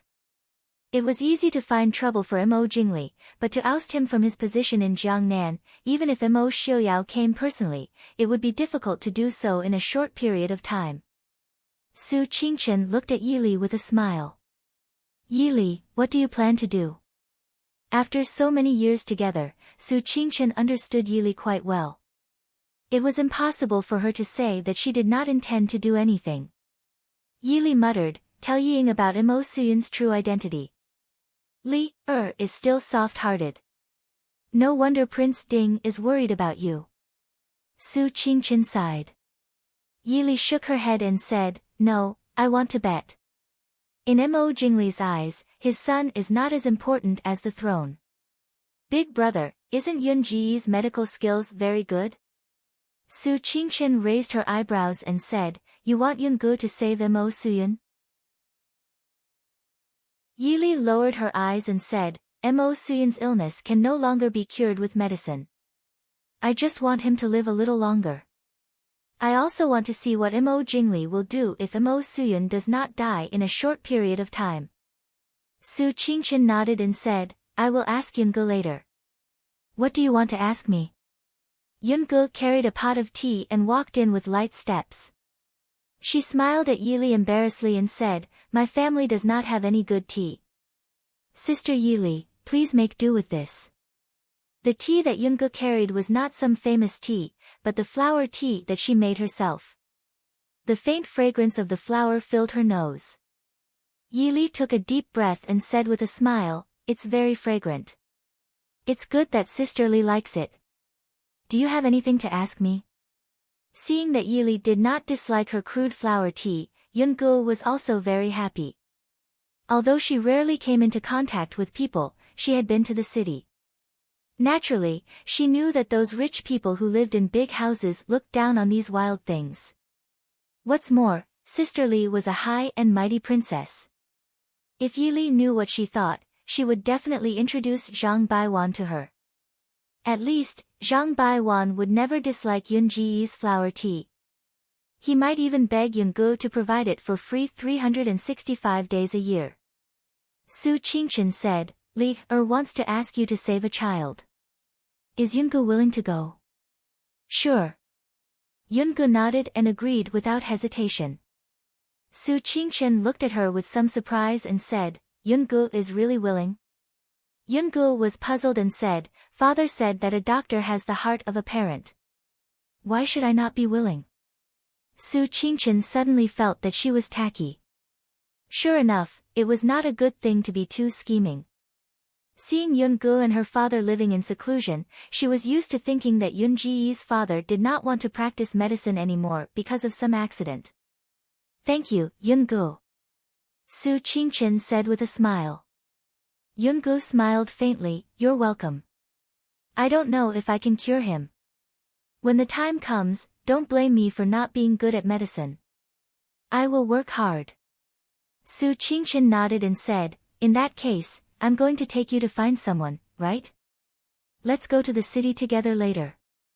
Yungu nodded without objection and said obediently, "I'll go and prepare something." Naturally, they could not go back to the Chu mansion. Yili stayed at Yunji's house for a night. The next day, they packed up and quietly returned to Nanjing City. This time, the place where they settled down was an inconspicuous mansion in a noisy area of the city. Yili could not come back as Chu Junwei this time. In the blink of an eye, she had turned into a beautiful woman with delicate features. She accompanied her sickly brother and younger sister to Nanjing to recuperate. This place was the most prosperous and chaotic place in Nanjing City. Their group of people living in the mansion in a low-key manner naturally did not attract anyone's attention. After settling down in the mansion, Qin Feng and Lin Han personally took Yungu to the Li Palace that night and let Yungu treat Mo Suyun.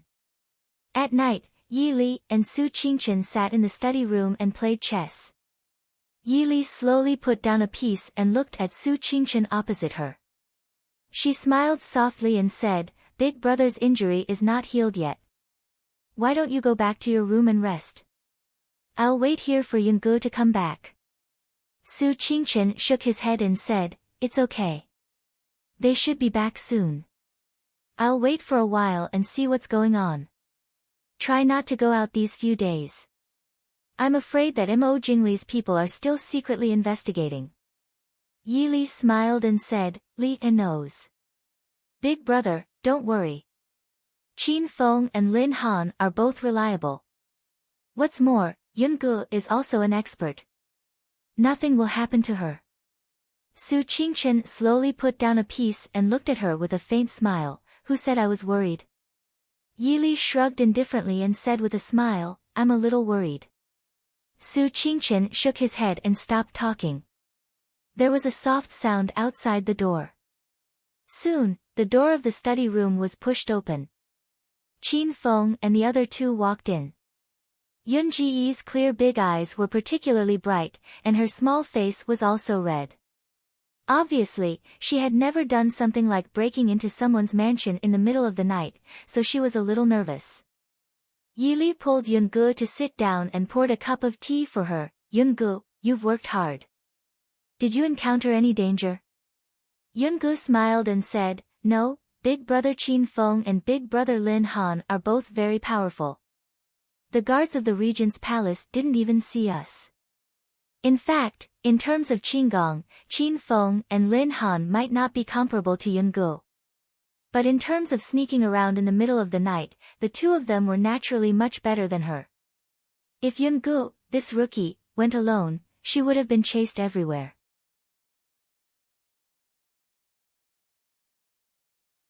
Chapter 9:17. Yi Li patted the little girl's head with a faint smile and asked, "How is the child's condition?" Hearing Yi Li's words, Yunji's little face immediately drooped. She looked at Yi Li with tears in her eyes. Yi Li pondered for a moment and asked, "Not good?" Yungu nodded dejectedly and said, "That child was born with a congenital deficiency. He probably didn't live well when he was young. The poison in his body completely destroyed his body. Originally, even if he wasn't poisoned, that child might not live past 20 years old. But now, that child has suffered a lot of shocks for a long time. Even if I detoxify him, he can't be raised carefully. If he suffers a little more shock, he won't be able to live. But Brother Qin and Brother Lin said we can't bring him back." Yungu was a little emotional when talking about the patient. Especially since she lived in seclusion in the mountains all year round and didn't experience much of the world. Seeing such a pitiful child, she couldn't help but sympathize with him. Yili nodded and said, "That child is the current emperor. If you bring him out of the Li Palace, something big will happen." Yungu nodded. She was just pure in her heart, but she wasn't insensible. She thought for a moment and said, "I'll make some pills tonight. Sister Li, you can give them to that child tomorrow. Although there's no way to treat his illness, it can still make him feel better." Yili said softly, "You're tired tonight.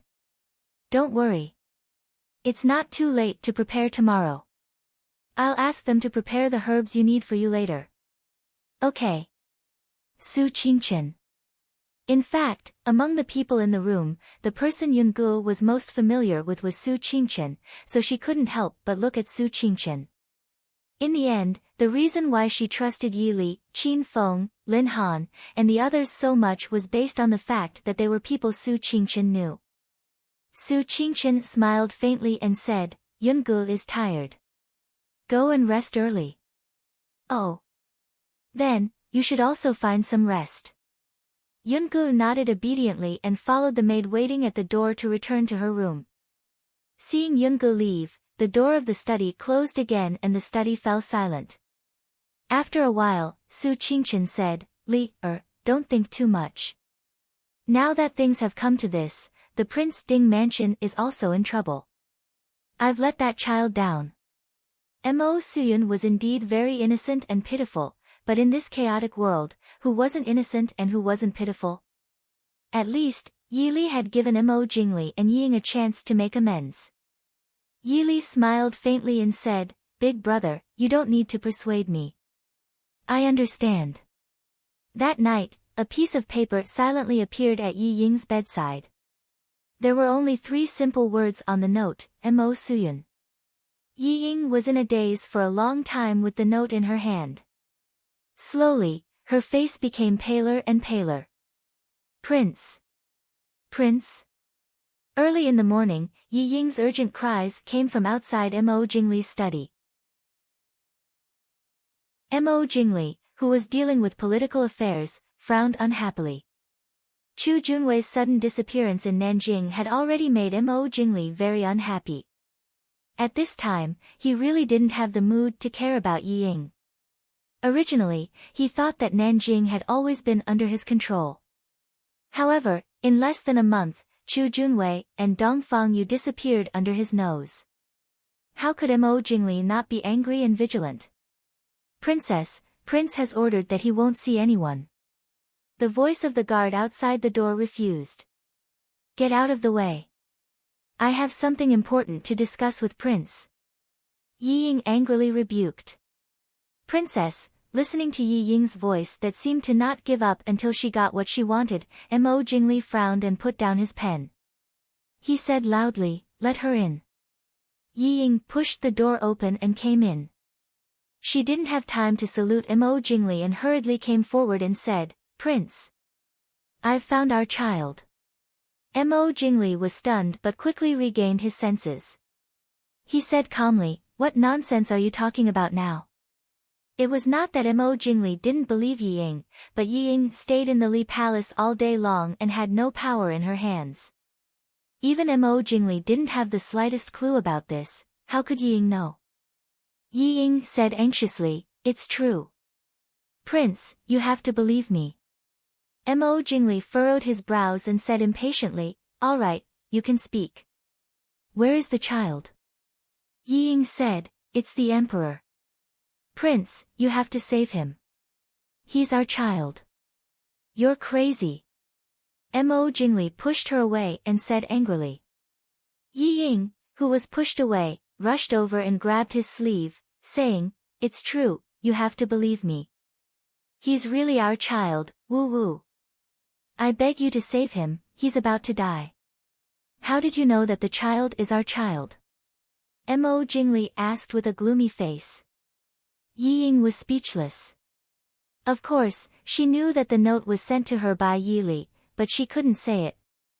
Once she revealed Yi Li's matter, not only would Mo Jingli not let her off, even the people in the Prince Ding mansion would not let her off. She shook her head in horror. No. I can't say it. Mo Jingli's eyes flashed with a cold light, and he sneered, you can't say it? If you can't say it, why did you come to I? Get out. Yi Ying was stunned and bit her lip, saying, but the child. Mo Jingli said indifferently, what child? Mo Suyun is Mo Jingqi's son. No. That's our child, Prince. He's your only son. Yi Ying cried out in panic. If Mo Jingli refused to acknowledge this child, then this child, as Mo Jingqi's son and the current emperor, could only die. Looking at Mo Jingli's indifferent expression, Yi Ying's heart turned cold. She didn't know why, but she suddenly remembered the day Princess Xixia died, and couldn't help but shiver. Come, send the princess consort back to her room. Without I's order, no one is allowed to see her. Mo Jingli said in a low voice. Unable to resist, Yi Ying was forcefully sent back to her courtyard by the guards. When she returned to her room, she threw herself on the bed and finally burst into tears. At this moment, she finally understood why Yi Li said she would regret it. Because now, she really did start to feel regret. In the study, Mo Jingli's expression was gloomy and uncertain. Although he mercilessly chased Yi Ying away, Yi Ying's words still left a deep mark in his heart.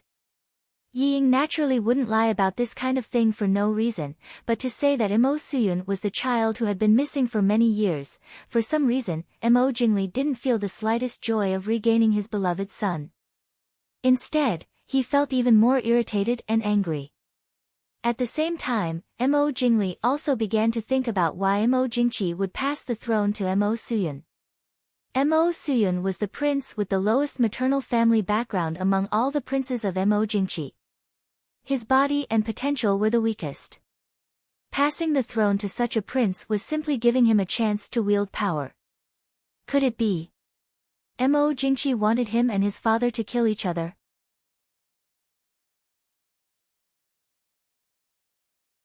Chapter 9:18. Thinking of this, Mo Jingli shook his head fiercely. Unconsciously, he had already acknowledged Yi Ying's words in his heart. Come, bring the Empress Dowager to the Prince Ding mansion for me. The guards outside the door couldn't help but feel cold. The Empress Dowager was naturally the little emperor's birth mother, Li Shi. But even if Li Shi was cowardly and incompetent, she was still the emperor's birth mother and the Empress Dowager. The prince casually let people bring her from the palace to the Prince Ding mansion. It was really a bit, go quickly. Mo Jingli angrily rebuked. Yes, I'll go immediately. The palace was very close to the Prince Ding mansion, and Li Shi was soon brought there. But Li Shi didn't come alone. The Empress Dowager, who was already under house arrest, came with her. Although he was angry that the Empress Dowager once again disobeyed his order and left the palace without permission, Mo Jingli also knew that the Empress Dowager could leave the palace safely under the situation that he sent to guard her. There must be many people in the palace who belonged to the Empress Dowager. But at this time, he was not in the mood to pay attention to the Empress Dowager. He just stared at Li Shi, who was already trembling with fear. Concubine Xianzhao is here. Before he could say anything, the eunuch's sharp voice came from outside the door. Mo Jingli was stunned. He stood up and greeted the concubine Xianzhao. He looked at the concubine Xianzhao and said, why is mother here? The concubine Xianzhao was angered by Dongfang Yu a few days ago. She was not fully recovered after these days. At this time, she was supported by people and looked a little thin. Seeing the Empress Dowager sitting in the study, she was stunned for a moment and then smiled faintly. Sister is also here. The Empress Dowager was naturally dissatisfied that her son was so attentive to the concubine Xianzhao and put her under house arrest. She just looked at the concubine Xianzhao coldly and didn't answer. The concubine Xianzhao was stunned for a moment. She seemed to smile generously and sat down opposite the Empress Dowager. Everyone sat down, but only the Empress Dowager, Li Shi, stood alone in the middle of the study, not knowing what to do. Since Mo Suyun ascended the throne and became the Empress Dowager, Li Shi had been staying in her own palace. Not to mention that everything in the palace was controlled by the Empress Dowager. Even though she knew that her son had been abused by Mo Jingli, she did not dare to say a word for her son. Now that she was suddenly brought to the Li Palace by the guards, Madame Li was at a loss. She did not know how she had offended Prince Li. Mo Jingli stared at Li Shi with a gloomy expression. Li Shi's face turned paler and paler, and her body seemed to be on the verge of collapse. The Empress Dowager frowned and coughed lightly. Li Wang, why did you ask someone to bring Madame Li to the Li Palace? In the end, Madame Li is your imperial brother's widow. It's not a good thing for her to stay in your estate for too long.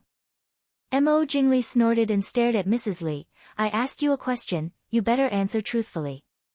Madame Li nodded her head in fright. Mo Jingli faintly asked, when was the emperor born? Madame Li was stunned. She did not expect that Mo Jingli would ask such a strange question. Mo Jingli coldly said, you better think clearly before returning to I. Madame Li was frightened by his gloomy expression.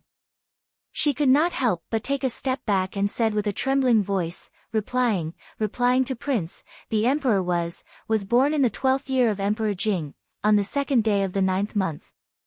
Doesn't Prince know about this? A prince's birthday was recorded in the imperial family's genealogy.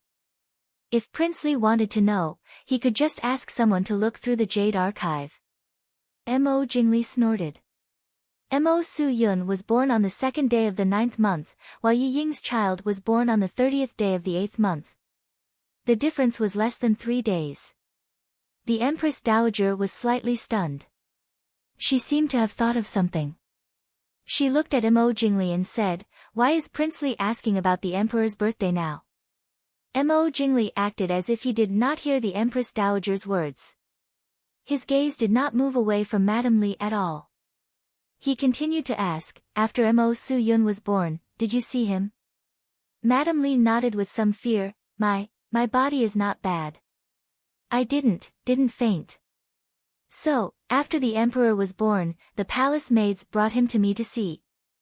Very good, Mo Jingli nodded with satisfaction. From what I know, the emperor should have been born at full term. Why did the imperial physician tell I that the emperor was born prematurely because he was born prematurely?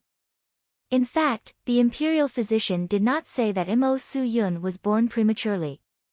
He only said that Mo Suyun was born prematurely because he was born prematurely.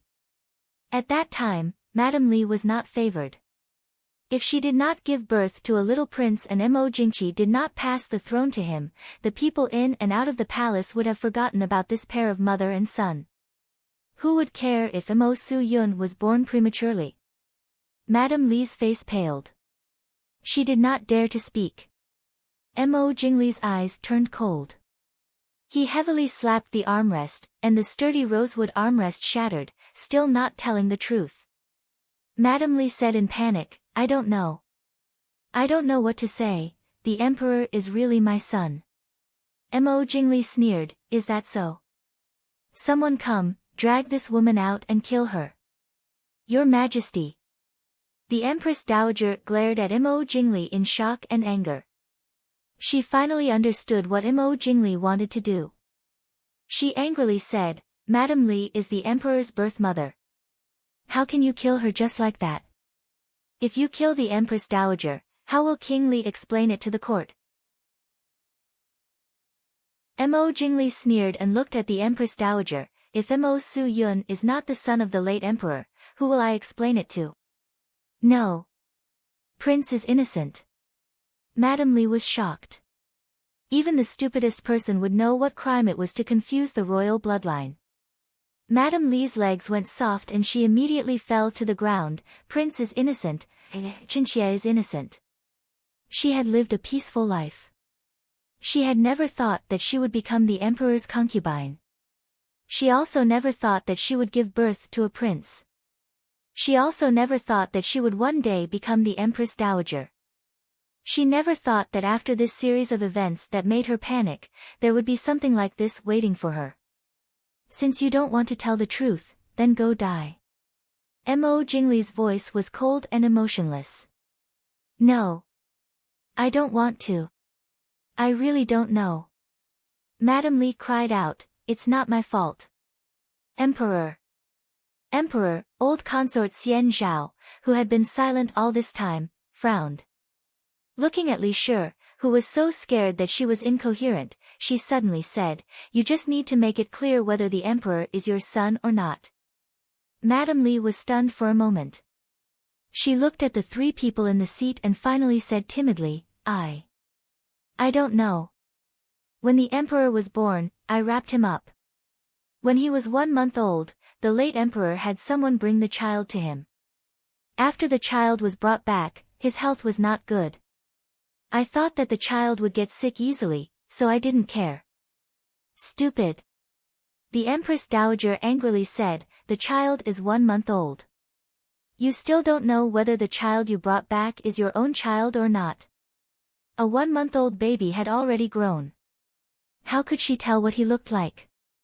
Madam Li bit her pale lips and did not dare to speak.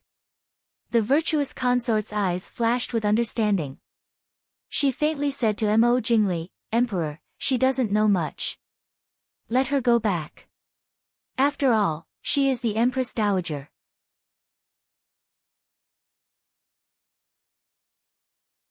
Chapter 9:19. Mo Jingli originally still had questions to ask. Even if he finished, he didn't plan on leaving Li Shi alive. But he had always respected the virtuous consort and didn't want to go against her wishes, so he nodded and let people take Li Shi out. Only the Empress Dowager, Mo Jingli, and the virtuous consort were left in the study. The Empress Dowager frowned and said, Mimi, what do you mean? The virtuous consort sighed faintly and said, this matter can't be blamed on Li Shi. She was just a low-ranking consort with a palace-made background. The child was taken away by the late emperor himself. Even if she knew that the child wasn't the original one, how could she dare to say it? If she said it, not only would the child be gone, she would also lose her life. The virtuous consort's words were very calm, but for some reason, the Empress Dowager felt that there was a hidden meaning in her words.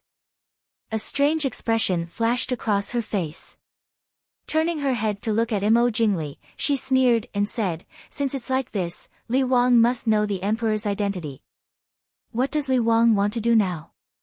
Staring at Mo Jingli, the Empress Dowager's heart suddenly felt a strange pleasure. Of course, she knew what Mo Jingli wanted to do. But even though she could barely protect herself now, she had no power to interfere with Mo Jingli's decision. But now, if Mo Jingli became Mo Su Yun's son, she wanted to know what decision her son would make. Mo Jingli said indifferently, this matter has nothing to do with the Empress Dowager. Empress Dowager, please return to the palace to rest.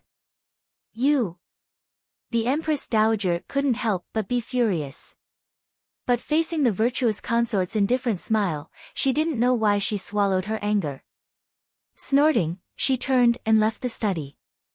In the study, the virtuous consort looked at the ugly expression on Mo Jingli's face and called out softly, this matter is Mu Fei's fault. It's fine. I'll have the Tai treat the emperor. There is still hope. In the end, the emperor is your only son. Mo Jingli was silent for a long time and said, this has nothing to do with Mu Fei. Mu Fei is thinking for a Ken. Let a Ken think about it. Xian Zhao old concubine nodded and stood up, then Mu Fei will go back first, don't think too much. His Majesty will be fine. Mother, take care. Old consort Xian Zhao turned and walked out. When she reached the door, she looked back at Mo Jingli, who was sitting behind the desk with his head down and thinking about something. A faint smile appeared at the corner of her lips, which still retained her charm. In the small courtyard where Yi Ying was temporarily staying, Yi Ying sat alone in the room in a daze. Her beautiful eyes were red and swollen from her tears, and her pale and haggard face no longer had the graceful bearing of the #1 beauty of the Chu capital. All of a sudden, the door was kicked open from the outside with a bang. Yi Ying raised her head to look at the door in a daze. Mo Jingli stood at the door and stared at the woman inside with a cold aura. However, Yi Ying could not see the expression on his face clearly because of the light. Seeing Mo Jingli, Yi Ying seemed to come back to her senses. She hurriedly jumped down from the bed and threw herself in front of Mo Jingli, crying, "Prince, child, my child. I beg you to save Suyun." Seeing Yi Ying's disheveled appearance, Mo Jingli's eyes flashed with a trace of disgust. He grabbed her hand and pulled her into the room and threw her to the ground. He stared at Yi Ying condescendingly and said, "Yi Ying, who told you Mo Suyun's identity?" Yi Ying bit her lips and refused to speak. Mo Jingli was furious and pulled her up from the ground. Still not speaking. Mo Jingli would never believe that Yi Ying found out by herself. Yi Ying had never seen that child, so how would she know whether Mo Suyun was that child or not? Naturally, it was someone else who told her. This also meant that someone else knew Mo Suyun's true identity, or even, this could be a trap. A person with ulterior motives used the news of his son's disappearance to set up a flawless trap. You think I can't take care of you if you don't speak. Seeing Yi Ying's stubborn appearance, Mo Jingli did not have the slightest bit of pity in his heart. Leaning close to Yi Ying's ear, Mo Jingli whispered, "Yi Ying, do you believe that I can let I kill Mo Suyun right now?" Bastard! Yi Ying finally could not help but change her expression. She glared fiercely at Mo Jingli and scolded angrily, "He's your biological son." At the same time, she reached out to grab Mo Jingli's face. Mo Jingli raised his hand and easily suppressed her, "Are you going to speak or not?" Yi Ying gritted her teeth and said, "Mo Jingli, Suyun is also your son." Mo Jingli stared at her, suddenly laughed, and said faintly, "If I want a son, I will naturally have one. Moreover, even if I save Mo Suyun, he will be a sickly person in the future." Mo Jingli said this deliberately to scare Yi Ying. But the moment the words left his mouth, he suddenly had a feeling of realization. That's right, he will have a son in the future. Although none of the women in the residence had spread the news yet, the imperial physician also said that it was because he had been poisoned for too long and needed to be recuperated. However, the poison in his body had truly been cured. As long as he was given time, he will naturally have another child. There was no need to look after such a weak, incompetent, and sickly son and bring trouble upon himself. In addition, Mo Jingli really did not treat Mo Suyun well these few years. So, ever since he confirmed in his heart that Mo Suyun was his missing son, Mo Jingli could not help but feel a trace of guilt and discomfort in his heart. But more than that, it was a kind of anger from being played by Mo Jingqi before his death. So in his heart, he was not very willing to see his son who had been recovered. And Mo Suyun's identity was really not easy to deal with. It was troublesome whether he acknowledged it or not. Of course, Mo Jingli was even more unwilling to let Mo Suyun continue to stay on the throne. Although with Mo Suyun, he could be considered as a retired emperor. But how could the title of retired emperor be better than emperor? Yi Ying looked at Mo Jingli in shock. She originally thought that Mo Jingli was just unwilling to believe her words. She did not expect Mo Jingli to say such heartless words. But she quickly understood. She only had Mo Suyun as a son, but Mo Jingli could have more sons from other people. Now, Mo Suyun's existence was simply blocking Mo Jingli's path. Speak, or not? Mo Jingli asked leisurely. I'll speak. Yi Ying closed her eyes in despair and said painfully. Sparkling tears fell from the corners of her eyes, but it did not arouse the slightest pity from the man in front of her. Yi Li said in a trembling voice, "It was the people from the Prince Ding mansion who told me." What did you say? Mo Jingli said sternly. Now that the Dechu state had formed an alliance with the Xiling northern tribes, it could be considered as officially opposing the Prince Ding mansion. So Mo Jingli was even more sensitive to the news of the Prince Ding mansion. Once he heard Ying say that the Prince Ding mansion was involved in this matter, how could he not be angry? Since she had already said it, Yi Ying no longer had any scruples. She gritted her teeth and said, I said that the Prince Ding mansion told me Suyun's identity. Bitch. Mo Jingli slapped Yi Ying's face hard. You actually dared to collude with the Prince Ding mansion behind Ai's back. How dare you? Yi Ying said with tears in her eyes, I just want to find my son. What's wrong with that? As long as the Prince Ding mansion can help me find my son, why can't I help them? Mo Jingli leaned over and pulled Yi Ying up. Tell me, what news did you tell the Prince Ding mansion? Who do you usually contact? How do you pass the news?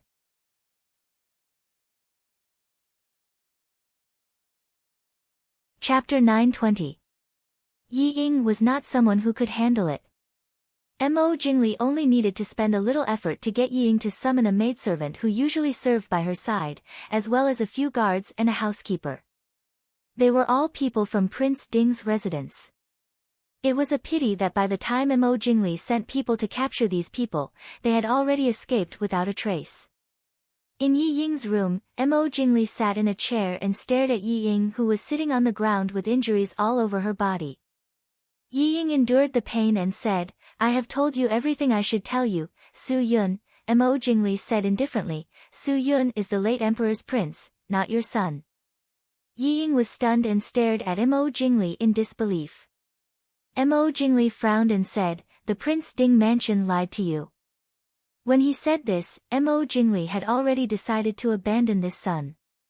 Not only because of the throne, but also because of the knot in his heart towards Su Yun.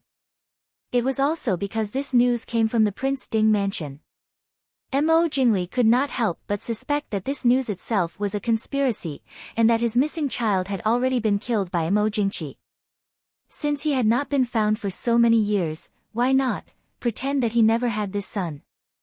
No. Yi Ying shook her head fiercely, no, the Prince Ding mansion would not lie to me about this. I know. Su Yun and my child are only 3 days apart, how could it be so coincidental? I know, you just brought Madame Li out of the palace to ask. She must know, I will ask her. As she said this, she stood up and walked out. Stop. Mo Jingli said coldly, the Empress Dowager is not feeling well and has already returned to the palace to rest. You also stay in the mansion for the time being. Now that I have no time to deal with you, you better know your place. No. Jingli. Yi Ying was stunned and shook her head in horror. Suddenly, she ran to Mo Jingli and knelt down. She hugged his leg and cried, Jingli, you know that Suyun is our child. I beg you, let him go. He's your child and your only child now. Looking at Yi Ying's tearful appearance, Mo Jingli's expression softened a little. He raised his hand to touch Yi Ying's hair and said in a low voice, he's congenitally deficient and didn't take good care of himself. He didn't have long to live anyway. Be good and we'll have other children in the future. No. No way. Yi Ying shook her head. Suddenly, Mo Jingli felt a sharp pain in his scalp. He pulled Yi Ying's hair and made her look at him. He said calmly, yes, as long as you're obedient. When I ascend the throne, I will make you my empress. Yi Ying's eyeballs moved as she muttered softly, make me empress? Mo Jingli nodded and said, yes, as long as you're obedient. I don't care about your previous contact with the Prince Ding mansion, but, you have to help I do one thing. Tell I, do you know any other spies from the Prince Ding mansion in Nanjing City? It's definitely not just in the Prince Ding mansion. I really don't know. Yi Ying lowered her eyes. Mo Jingli said softly, think about it again.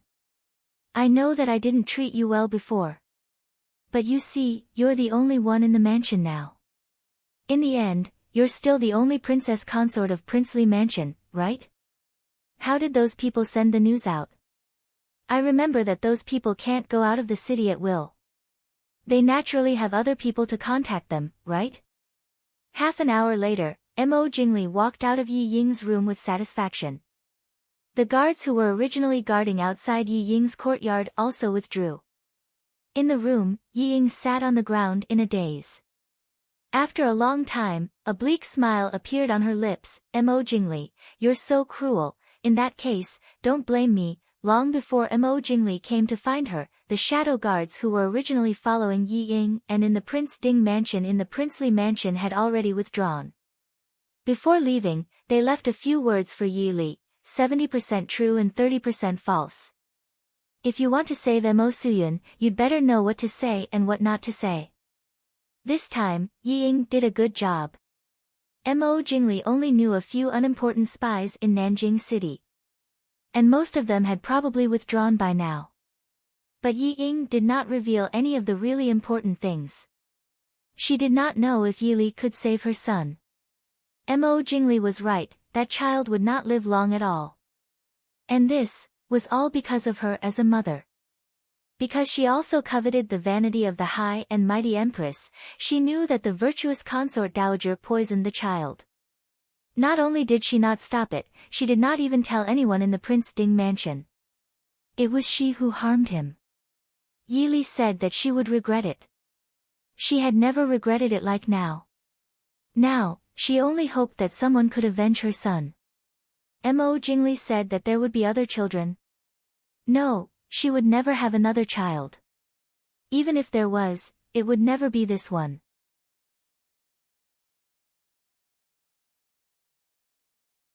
Chapter 921. Yi Ying seemed to have accepted her fate. She no longer cried for Mo Jingli to let Mo Suyun go. Mo Jingli did not care about her anymore. Mo Jingli actually looked down on Yi Ying. 10 years ago, Mo Jingli's love for Yi Ying was so strong that he did not hesitate to break off the marriage arranged by the late emperor. He was hated by the Su family. Although there were some political reasons, it could not be ignored that Mo Jingli really liked Yi Ying at that time. But 10 years later, the coldness, contempt, and disgust were worlds apart. Especially when there was Yi Li as a comparison, Mo Jingli felt that he had more reasons to despise Yi Ying. Cowardly, incompetent, selfish, stupid. Many times, Mo Jingli even suspected that he must have been possessed and thought that Yi Li was more suitable to be the princess consort than Yi Ying. Even if she was still known as the daughter of the third family, Mo Jingli felt that Yi Li at that time would not be more stupid than Yi Ying now. So Mo Jingli did not think that Yi Ying could do anything earth-shattering, so he was not in a hurry to punish Yi Ying. He even slightly relaxed the restrictions on her because she was sensible. After all, a princess consort had just gone missing in the Prince Li's mansion. It would not look good if something happened to the remaining one. But he forgot that sometimes, he would have to pay a heavy price for looking down on women. So, after removing a few of the Prince Ding mansion's spies in Jiangnan, Mo Jingli, who was full of himself, naturally forgot that Mo Suyun might be his son. He continued to prepare for the most glorious life that was about to come. Although Yi Ying got her freedom, she was restricted from leaving the mansion. And the people who served her were replaced by Mo Jingli's people. Yi Ying seemed to have given up her previous madness and persistence. She only begged Mo Jingli to allow her to visit Mo Suyun occasionally. Mo Jingli was not without any guilt towards his son. In the end, he agreed to Yi Ying's request. On this day, Yi Ying went to Mo Suyun's temporary residence with the soup that she had personally cooked, just like the previous 2 days. It just so happened that the imperial physician was taking Mo Suyun's pulse. Xian Zhao Grand Concubine's health had improved a lot in the past 2 days, and she often came to take care of Mo Suyun personally. Yi Ying stopped in her tracks when she heard consort Xian Zhao's voice before she entered the room. Inside, concubine Xian Zhao asked, "Imperial physician, how is the emperor's health?" The imperial physician pondered for a moment before replying, reporting to Grand Imperial Concubine, "This humble official is also a bit puzzled. The emperor's health seems to be improving." Hearing this, Yi Ying's heart skipped a beat. Her slender fingers involuntarily gripped the food box in her hand tightly. After a moment of silence, old concubine Xian Zhao asked, "Is it because of the princess?" "It shouldn't be. This official has checked the soup sent by the princess consort, but it's all ordinary soup. Not to mention curing the emperor's illness, even the nourishing effect is limited. The imperial physician denied concubine Xian Zhao's guess. Concubine Xian Zhao hesitated for a moment before finally asking, then, in your opinion, the emperor's current health, the imperial physician whispered, replying to Grand Imperial Concubine, although the emperor's health has improved slightly, it is extremely difficult for him to recover.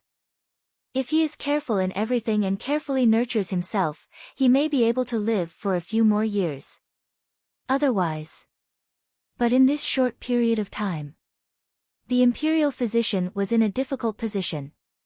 He was the confidant of Prince Li and concubine Xian Zhao, so he naturally understood what they meant. However, with the emperor's current health, although he could not live for long, it would not be a problem for him to drag on for a year or so. Unless they gave him a strong medicine. Thinking of this, the imperial physician could not help but tremble and did not dare to continue thinking. There were some things that the master could think about, but the people working under him could not think too much about it. Concubine Xian Zhao was silent for a moment before sighing, forget it, I will discuss it with Prince Li again. Outside the door, Ying tightly held the food box in her hand. Her half-closed eyes seemed to be dipped in poison. That old woman. That old woman, since the day she entered the door, she had been torturing her. Now, she was actually discussing these things with others in front of her son. Even if Su Yun might not understand. Even if, gritting her teeth, Ying restrained the hatred on her face and stepped into the room. Concubine Xian Zhao frowned and said, when did you come? Ying blinked her eyes and said doubtfully, this daughter-in-law came to see the emperor. What's the matter, Grand Imperial Concubine? Concubine Xian Zhao stared at Ying suspiciously.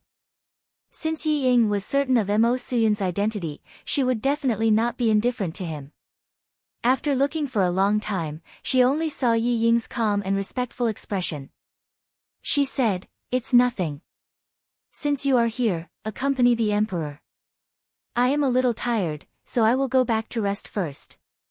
Ying respectfully said, send off Grand Imperial Concubine. After sending off concubine Xian Zhao, the imperial physician also packed up his things and left. Ying sat by the bed and looked at the child who was lying on the bed with a blank expression. She felt her nose sour and tears almost flowed out. Su. Emperor, I brought your favorite chicken soup. Come and drink some, okay? Ying said softly. Mo Suyun looked at Ying's eyes and suddenly said, you are princess consort Li. Ying was delighted. 2 days ago, Mo Suyun was so sick that he could not even recognize people. He was just in a daze. She did not expect that he would recognize her today. It seemed that the imperial physician was right. He had indeed improved a lot. Ying carefully picked him up and sat against the pillow. While delivering the chicken soup to his mouth, she asked softly, does the emperor want anything? I will find someone to buy it for the emperor. Mo Suyun blinked his eyes and hesitated for a moment before whispering, Zhenwan's brother by Yi and beautiful sister. Ying was stunned. Mo Suyun had not recovered from his serious illness. If she was not sitting close to him, she would not have heard what he said. Mo Suyun thought that she did not know. He raised his hand and pointed at his arm that had not yet scabbed, brother. Then he took out a small brown pill from an inconspicuous small bag beside him, sister. Ying's heart trembled slightly. She looked around vigilantly. Although there were palace maids and eunuchs in the room, they were all standing outside. She could not see anything through the screen and curtains. Ying naturally did not know that the sister Mo Suyun was talking about was Yungu. She only thought that it was Yi Li who had changed back into women's clothing. She whispered, sister gave it to you? Mo Suyun slowly nodded, brother said that I cannot tell others.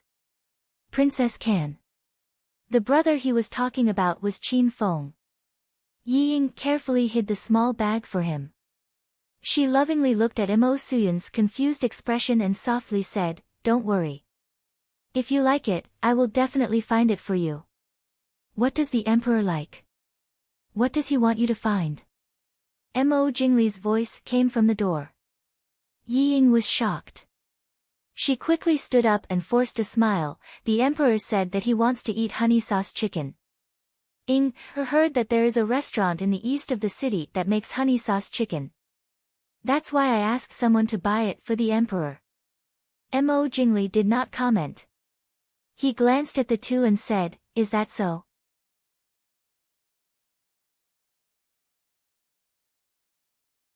Chapter 922. Yi Ying carefully clenched her fingers in her sleeves. She was worried that Mo Suyun would spill the beans. However, she saw Mo Suyun looking at Mo Jingli in fear. His small body shrank inwards, but he did not speak. Mo Jingli had long been used to this kind of situation. These 2 years, Mo Suyun had always been like this when he saw him. However, his identity was different now. In the past, he only felt pleasure and disgust when he saw him. Now, there was a complicated and indescribable feeling and a faint anger. Such a cowardly child, how could he be Mo Jingli's child? Mo Jingli faintly moved his eyes away and said, "Since the emperor likes to eat it, I will send someone to invite the chef of Due restaurant to the Fu to specially cook it for the emperor." Yi Ying nodded and said softly, "Prince, you can make the decision." Mo Jingli nodded with satisfaction. He glanced at the half-drunk chicken soup and said, "Let the emperor rest well. I will send you back to your room." "Yes." Yi Ying looked at Mo Suyun, who seemed to be in a daze, with some reluctance. Then, she followed Mo Jingli and walked out. Just as they left Mo Suyun's courtyard, someone hurried over and said, reporting to Prince, "Just now, Mistress Yang of the side courtyard sent news that she is 1.5 months pregnant." "What?" Mo Jingli froze and was immediately overjoyed. He did not have time to accompany Yi Ying back. He laughed loudly and said, "Great reward. Pass down I's decree, promote Zhao as a side consort." "Yes, Prince."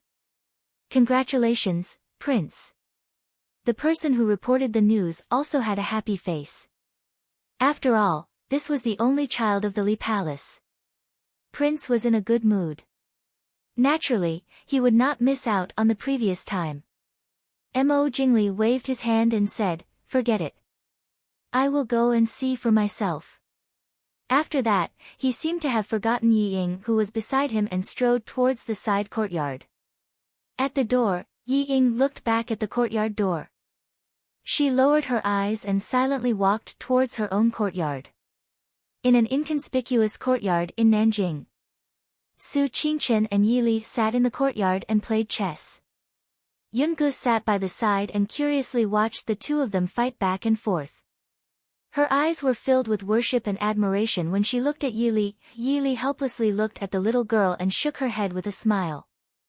Yungu did not know how to play chess. She only saw that she was forcing Su Qingchen to retreat step by step. She did not know that she would most likely lose to Su Qingchen in the end. Against Su Qingchen, it didn't matter what kind of plan he used, it was useless. Therefore, it was better to fight quickly. Young Master Qingchen, Princess Consort. Qin Feng, who was wearing an inconspicuous cotton robe, appeared in the courtyard and bowed. Su Qingchen stopped the chess piece in his hand. Looking at Qin Feng's attire, he couldn't help but laugh. "Governor Qin, you truly look like whatever you are dressed up as. If I met you on the street, I might not be able to recognize you." Su Qingchen's words were indeed true. Don't look at Qin Feng's usual aura that made people not dare to be presumptuous. But at this time, wearing this cloth, the aura around his body was restrained. Even his originally handsome face looked much more ordinary. His whole person blended into the crowd and probably would not attract anyone's attention. Such a person was not only suitable to be a shadow guard, but also suitable to be a spy and an assassin. Qin Feng smiled faintly and said, "Young master, you flatter me." Yi Li raised her eyebrows and said with a smile, "To be able to force you to dress up like this, it seems that Mo Jingli is really angry." Qin Feng said, these days, although there is nothing on the surface in Nanjing, the secret investigation is still very tight.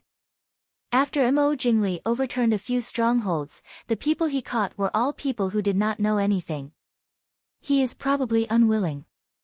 Yi Li nodded with satisfaction and said, it seems that Yi Ying is not completely stupid and did not give up Yaoji. In fact, telling Yi Ying about Mo Jingli's identity was a bit dangerous, but if she really used Mo Suyun to kill Yi Ying and Mo Jingli, Yi Li would not be able to get over the hurdle in her heart. After all, she was also the mother of 3 children. As long as she thought of the cute and naughty Mo Xiaobao in Glass City and the pair of twins who were left at home before they were 1 year old, Yi Li could not help but soften. Although she did not believe in ghosts and gods, she still hoped to be able to feel at ease. In the words of her grandfather, it was not about retribution of ghosts and gods. Scholars had always believed in ghosts and gods. But if the method was too vicious, it would be harmful. Fortunately, Yi Ying did not let her down. If Yi Ying gave up Yaoji, the Prince Ding Mansion's information channel in Nanjing would be destroyed. At that time, even she would not be able to do anything. The Prince Ding Mansion could not send people to barge into the Li Palace, right? Is there any movement in the Li Palace? Yi Li asked. Qin Feng said, Mo Jingli and concubine Xian Zhao already know that Mo Suyun will not die in a short period of time. They are hesitating whether to use a ruthless drug. At this point, Qin Feng could not help but frown. His contempt for Mo Jingli was obvious. Even a vicious tiger would not eat its cubs, not to mention a child who did not know anything. If Mo Jingli really did this, he was not even human. Yi Li frowned slightly, looked at Su Qingchen and asked, Big brother, what kind of decision do you think Mo Jingli will make? Su Qingchen sighed softly, slowly put down a piece and said, is there someone in the Li Palace who is pregnant? Qin Feng was stunned, how did Gongzi know? Li Palace's concubine Zhao just spread the news that she is pregnant for 1.5 months. Su Qingchen did not answer Yi Li's question, only saying, Li, if you want to save Mo Suyun, do it as soon as possible. Big brother's meaning is? Yi Li was stunned. Although she did not think that Mo Jingli would give up the throne for his son, she did not think that Mo Jingli would kill Mo Suyun after knowing the truth. After all, although it was troublesome, it was not impossible to solve it, right? Su Qingchen said indifferently, if it was just Mo Jingli alone, he might not kill Mo Suyun. But I am afraid, there is someone else who wants to kill Mo Suyun. Coincidentally, at this time, there is news of a child. To Mo Suyun, it is definitely not a good thing. Yi Li sighed faintly and said, forget it, I will personally make a trip to the Li Palace tonight. Qin Feng was a little worried and said, Princess, if there is anything you want us to do, we will do it. Why does Princess have to personally take the risk? Yi Li shook her head and said, Yi Ying will not believe you. I will be more assured if I go. In the dead of night, Yi Ying was still unable to sleep. She was restlessly pacing back and forth in the room like a trapped beast. Only now did she understand how powerless she was after losing the secret help of the Prince Ding Mansion. Under Mo Jingli's order, she could not even mobilize anyone in the Prince Mansion. Not to mention passing any news out. Although she was not very smart, she understood a lot of things these days. Mo Jingli's concubine was pregnant, so her son had no way to live. But now, she couldn't even kill Zhao Shi if she wanted to. No, she did not want to kill anyone now. She only hoped that her son could live on peacefully.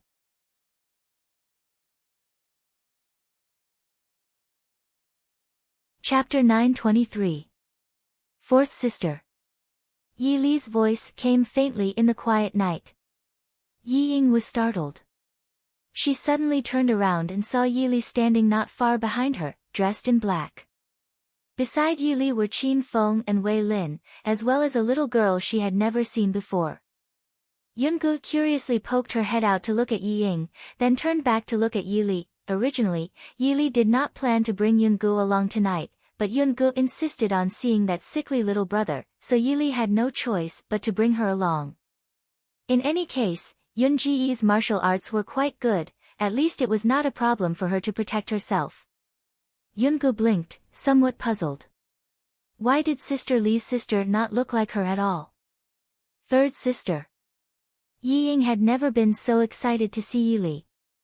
Almost immediately, she threw herself in front of Yi Li, her legs went soft, and she knelt down. Third sister, I beg you to save Suyun. I beg you. I'll do whatever you want me to do. Yi Li sighed faintly, reached out and pulled her up. If you knew this would happen, why did you do it in the first place? Yi Ying was inexplicably ashamed. It was all because of her narrow-mindedness and suspicion. She was afraid that Yi Li would play tricks on her, so she insisted that Yi Li tell her the child's whereabouts first. Now that she had fallen to this point, she still needed Yi Li to save her. Her knows she was wrong. Third sister, I beg you to save Suyun. No matter what third sister says in the future, will never suspect third sister again. I beg you, for father's sake, save Suyun. All right. Yi Li interrupted her incoherent words, nodded and said, I'm going to take Mo Suyun away from here, do you want to leave together? Yi Ying was silent. Yi Li did not care what she was thinking. She had some sympathy for Mo Suyun, but not for Yi Ying. She only said indifferently, think carefully, once Mo Suyun goes missing in the Li Palace. It doesn't matter if it has anything to do with you, Mo Jingli won't let you off. After a long silence, Yi Ying finally shook her head and said, no, I won't leave. Third sister, I know. I have wronged you in the past. I only ask you for one thing. Help me send Su Yun to my parents and ask them to take care of Su Yun for the sake of this unfilial daughter. I know. His body has already been completely destroyed by Mo Jingli and that vicious old concubine Xian Zhao. Let him live as long as he can. I only hope that he can suffer less and live a few years of peace and safety. At least I didn't waste my time in this world. What are you trying to do? Yi Li frowned. Yi Ying smiled faintly and said, Third sister, are you concerned about me? Don't worry. I won't act recklessly. Yi Li was silent for a moment. Then, she nodded and said, as you wish. Yi Ying took a deep breath and said, let's go. Let me take one last look at him. You guys, take him away. Yi Ying left her courtyard. Yi Li and the others were still hiding in the dark. Now, after so many years, there was finally a happy occasion in the Li Palace. The entire residence was filled with laughter. It was obvious that Mo Jingli was holding a banquet. However, it made Yi Ying's quiet courtyard seem especially deserted. Yi Ying walked into Mo Su Yun's courtyard. However, when she entered the room was empty. Yi Ying was anxious. She quickly called out, someone come. Soon, someone came in. When they saw Yi Ying, they were stunned. Princess. Where's His Majesty? Yi Ying said angrily. His Majesty. His Majesty was invited by the prince to attend a banquet. Nonsense. Yi Ying said, His Majesty is seriously ill. How could he attend a banquet? The servant was shocked when she saw Yi Ying's red eyes. She quickly said, it's true. His Majesty was carried there. Yi Ying was anxious. She was too lazy to pay attention to the servant. She rushed out of the courtyard and went to the main hall where Mo Jingli was holding the banquet. At this time, the main hall was filled with singing and dancing. Mo Jingli sat on the main seat and drank to his heart's content. Beside him was naturally the newly pregnant concubine Zhao. On his right sat concubine Xian Zhao. On his left, Mo Su Yun sat alone in a chair. He did not watch the singing and dancing below, nor did he eat the food on the table. It was as if he did not know anything about the outside world. Those sitting below were naturally Mo Jingli's confidants. Mu Yang and Yao Ji were also sitting in the hall.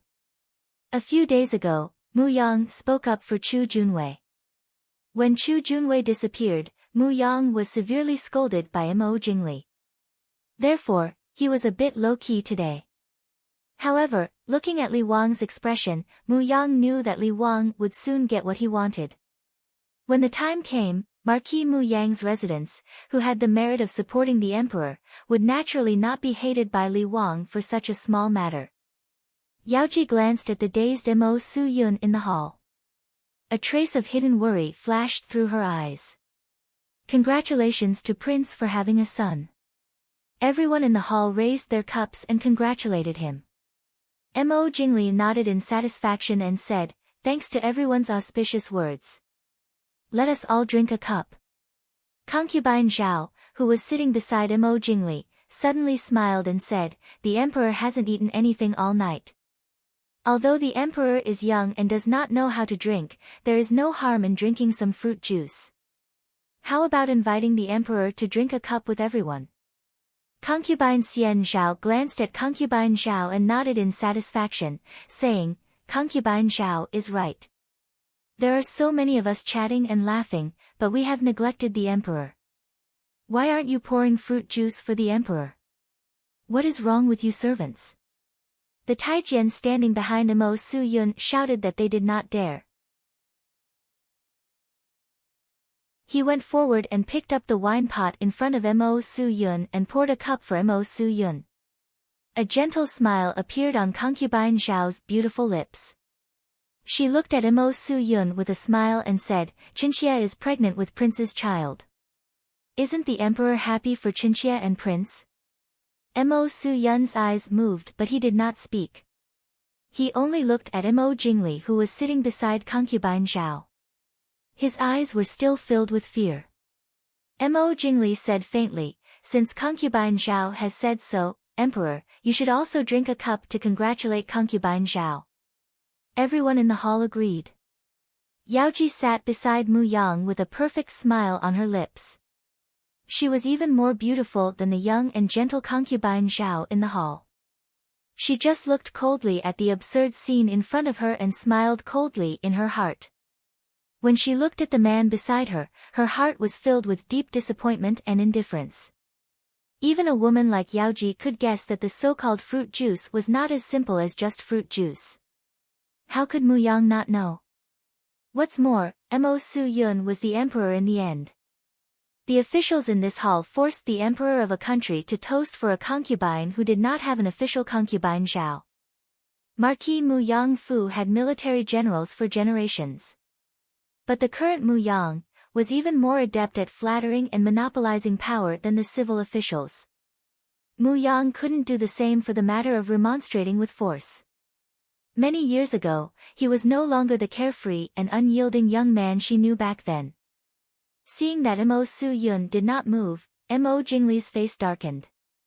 He said, serve the emperor to drink. The Taijian at the side could only personally pick up the wine cup and bring it to Mo Su-yun's lips. Mo Jingli, you dare. Outside the hall, a sharp voice suddenly sounded. In an instant, even the original sound of the music stopped.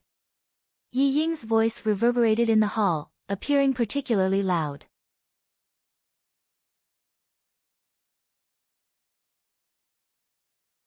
Chapter 924. Everyone looked back and saw Yi Ying walking in quickly with a frosty expression. She was still panting when she walked into the hall. It was obvious that she had run all the way here. Yi Ying rushed in and immediately rushed to the front of the hall. She knocked over the wine cup in front of Mo Su-yun. The strong aroma of the wine immediately filled the air. Yi Ying's expression was mournful. Mo Jingli, you are so vicious. Mo Jingli was taken aback by this sudden change. When he reacted, he frowned and said unhappily, what nonsense are you making now? Why aren't you getting down yet? I'm doing it. Mo Jingli, you. Yi Ying was so angry that her face turned green. She wanted to expose Mo Jingli's trick but was pulled back by Zhao Sufei who suddenly came forward. Concubine Zhao said with a gentle smile, Sister Wang Fei, what are you doing? The emperor refused to eat or drink anything for the entire night. Sister was afraid that he would be hungry and thirsty, so I asked him to drink a cup of fruit juice to moisten his throat. Yi Ying stared at her and said, "Oh? You wanted him to drink it?" Zhao Sufei was a little uncomfortable under her piercing gaze.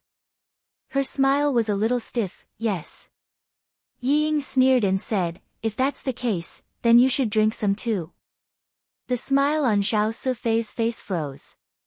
She quickly took a step back and said with a smile, "Thank you, Sister Wang Fei, for your kindness.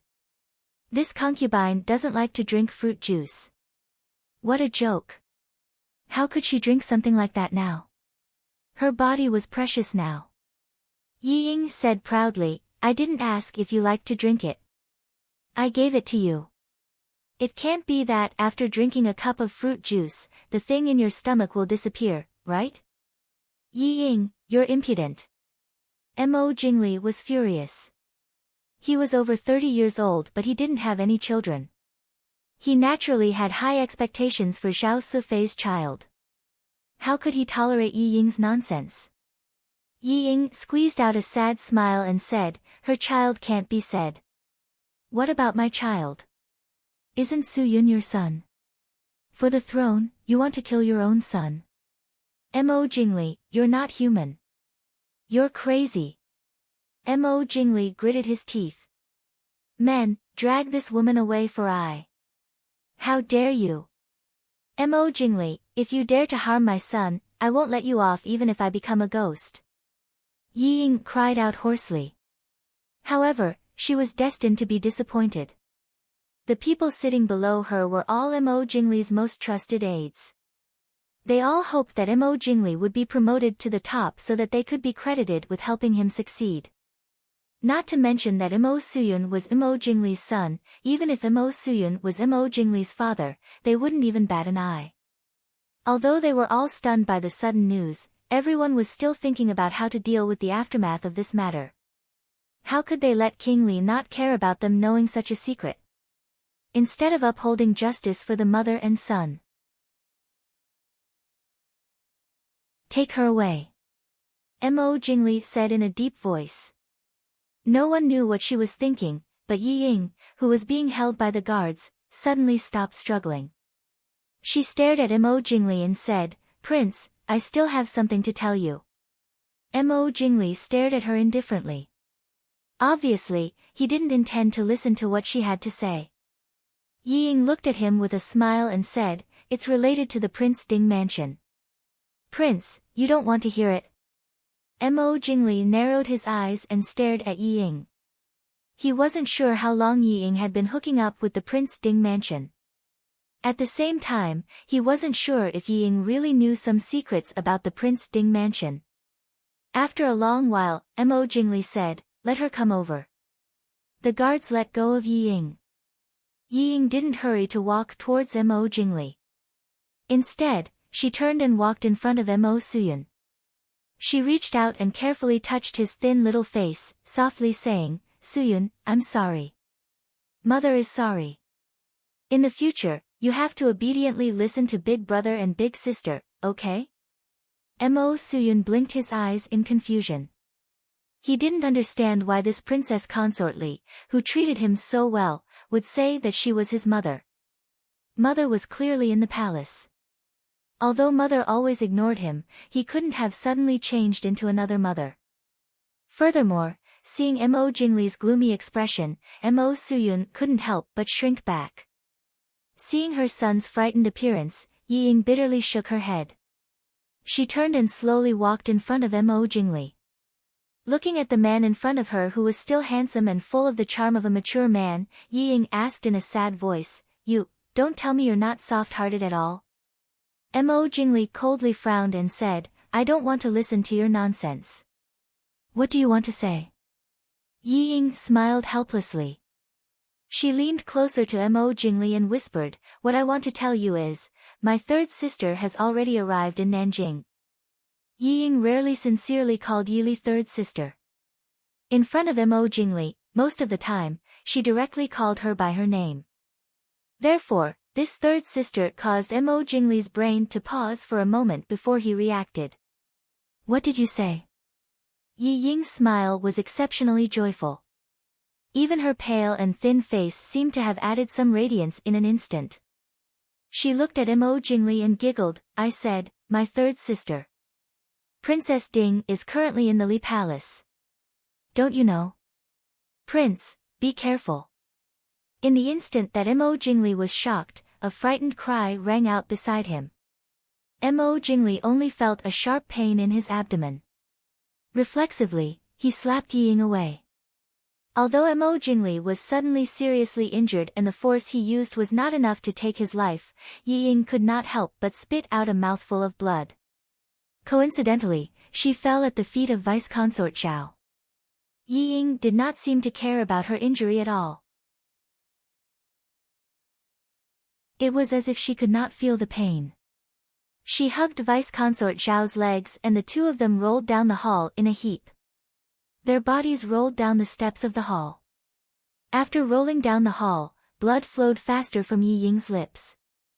Vice Consort Zhao screamed and the floor below her was immediately dyed red. Slut! Mo Jingli was both shocked and angry. He covered the bleeding wound on his abdomen with one hand and sat back in the chair. He glared at Yi Ying with eyes full of undisguised murderous intent. Quick! Call the grand physician. Virtuous Consort Zhao quickly went forward to support Mo Jingli. She shouted harshly, hurry and help Vice Consort Zhao up. The child, the child. Everyone's gaze landed on Vice Consort Zhao who was lying on the ground and crying. It was obvious that the child, who was only 1.5 months old, could not be saved. Everyone was stunned by this sudden turn of events. Who would have thought that Li Wangfei, who had always been quiet, would suddenly do such a shocking thing? In the blink of an eye, she had injured Li Wang and Vice Consort Zhao. She had even killed the child in Vice Consort Zhao's stomach. Mo Jingli sat in the chair, enduring the pain as he stared at Yi Ying below. Seeing the provocative smile on Yi Ying's face, the anger in his heart grew. He had never taken Yi Ying seriously. He always felt that compared to Yi Li, Yi Ying was not as stupid. She was selfish and cowardly.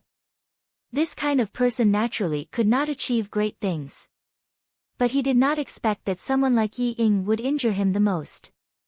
In this life, Mo Jingli had never suffered such a great loss. And all of this was because of Yi Ying.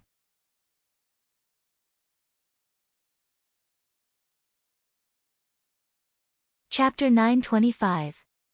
Perhaps it was because of the pain coming from his abdomen that Mo Jingli was irritated, or perhaps it was because of the sudden loss of the child that had just arrived. Mo Jingli stared at Yi Ying fiercely, a cruel light shooting out from his eyes. Yi Ying, I want you to suffer a fate worse than death. You want to save Mo Suyun? Mo Jingli stood up, ignoring the wounds on his body. He suddenly walked over quickly and grabbed Mo Suyun.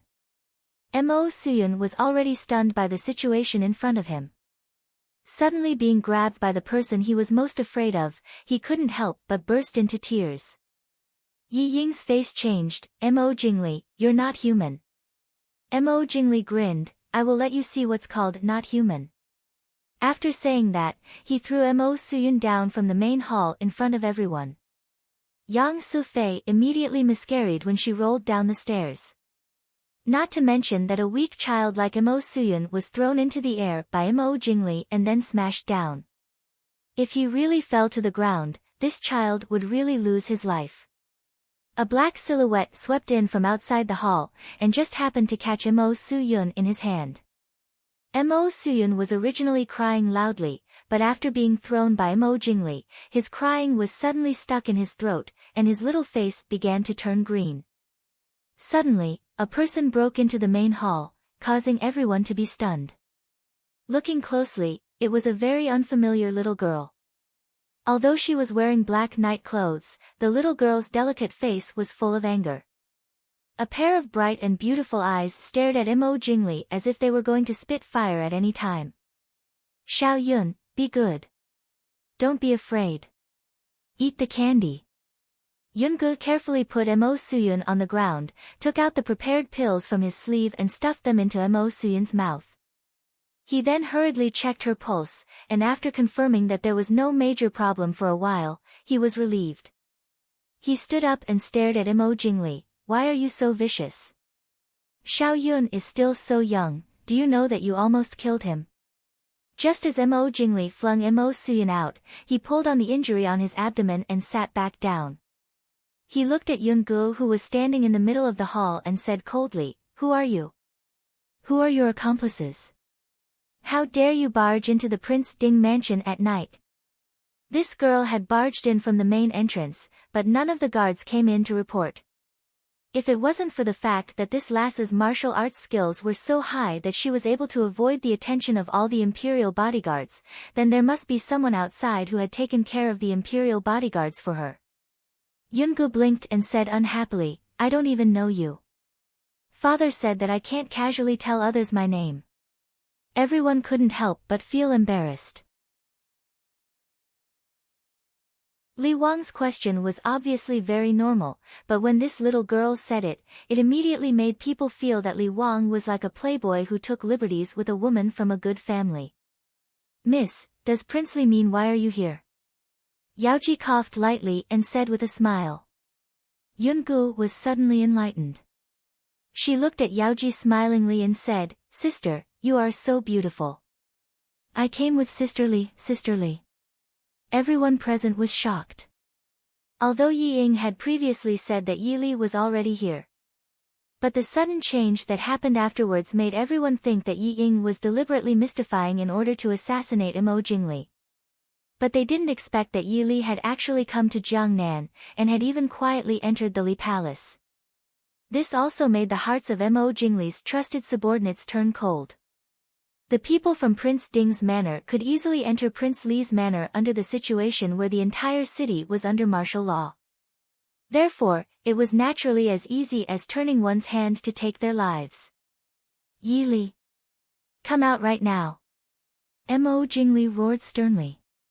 Outside the door, Yi Li sighed with some regret. She walked in with Qin Feng and the others. Seeing Yi Li dressed in black with a calm expression, Mo Jingli was so angry that his eyes were bloodshot. Yi Li calmly interrupted his anger, Prince Li, you should treat your injuries first. Your concubine is still waiting for a doctor. Concubine Zhao had already been helped to a chair at the side to sit down.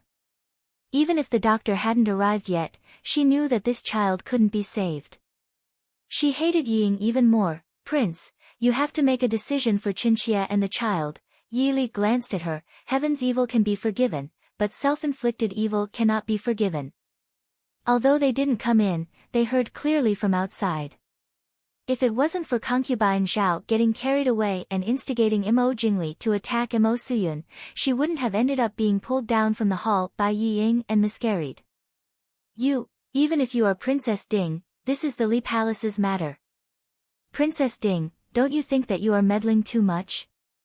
Concubine Zhao glared at Yi Li with resentment. Ever since she entered the Li Palace, there wasn't a day that she didn't tremble in fear. First, she served concubine Xian Zhao, then she was constantly troubled by Princess Xixia. Later, there was Dong Fangyu, who was even more difficult to deal with, so she could only live carefully with her tail between her legs. Now that she finally made a name for herself, she couldn't help but feel proud. Now, it was all for naught. Woo-woo. Prince, Qinxie is wronged. Poor Qinxie and this unborn child. Your injuries aren't serious, you won't die. Seeing her crying so miserably, Yungu, who was squatting by the side to check on Yi Ying's injuries, raised her head and said, Moreover, since you love your child, why did you harm Xiao Yun? His body couldn't be saved after drinking the poisoned wine. Vice-consort Zhao's pitiful crying appearance was interrupted by Yungu and immediately became very comical. She opened her mouth and tears still hung on her face. Her originally beautiful face was twisted with green and purple. The imperial physician finally arrived. Yi Li and the others were not in a hurry to leave. Mo Jingli was helped in to bandage his wounds. Concubine Xian Zhao stayed in the hall and stared at Yi Li with a complicated expression. The officials below were secretly complaining in their hearts. Although everyone knew that Li Wang wanted to kill the emperor, and they didn't have any objections. But this was different from knowing that the emperor was Li Wang's son, and that Li Wang wanted to kill the emperor with his own hands. They were afraid that from now on, Li Wang would have a knot in his heart. Princess Ding, why are you here? Concubine Xian Zhao stared at Yi Li and asked. Yi Li smiled and said, this concubine is presumptuous. Please forgive me, concubine. This concubine's elder brother, Qing Chen Gongzi, went missing in the south a few days ago. This concubine specially came to find him. Coincidentally, I heard that my younger sister was being abused in the Li Palace, so I couldn't help but come to visit. But I didn't think. Concubine Xian Zhao couldn't help but choke. Yi Ying was Yi Li's Shu sister. This was an indisputable fact. No matter what the relationship between the two was like in private, as long as Yi Li said that she came to visit her wronged younger sister, no one could say a word. On the contrary, they had to praise Princess Ding as a loving sister. They wanted to say that they didn't mistreat Yi Ying, but looking at Yi Ying's miserable appearance, anyone would think that she was really mistreated by the Li Palace. Concubine Xian Zhao snorted and said, mistreated? Yi Ying tried to assassinate the prince. Her crime is punishable by death. Yi Li smiled and said, oh. Then. Li Wang wanted to kill the emperor in court. What crime is that? You're tuning into the Dreamy Chapters YouTube channel. We're so grateful for your support, and don't forget to subscribe to join us on this incredible journey through captivating stories. Your generosity through donations truly makes a world of difference, as it's the primary source of revenue that allows me to expand and enhance this channel for you. Thank you from the bottom of my heart for being a part of this adventure.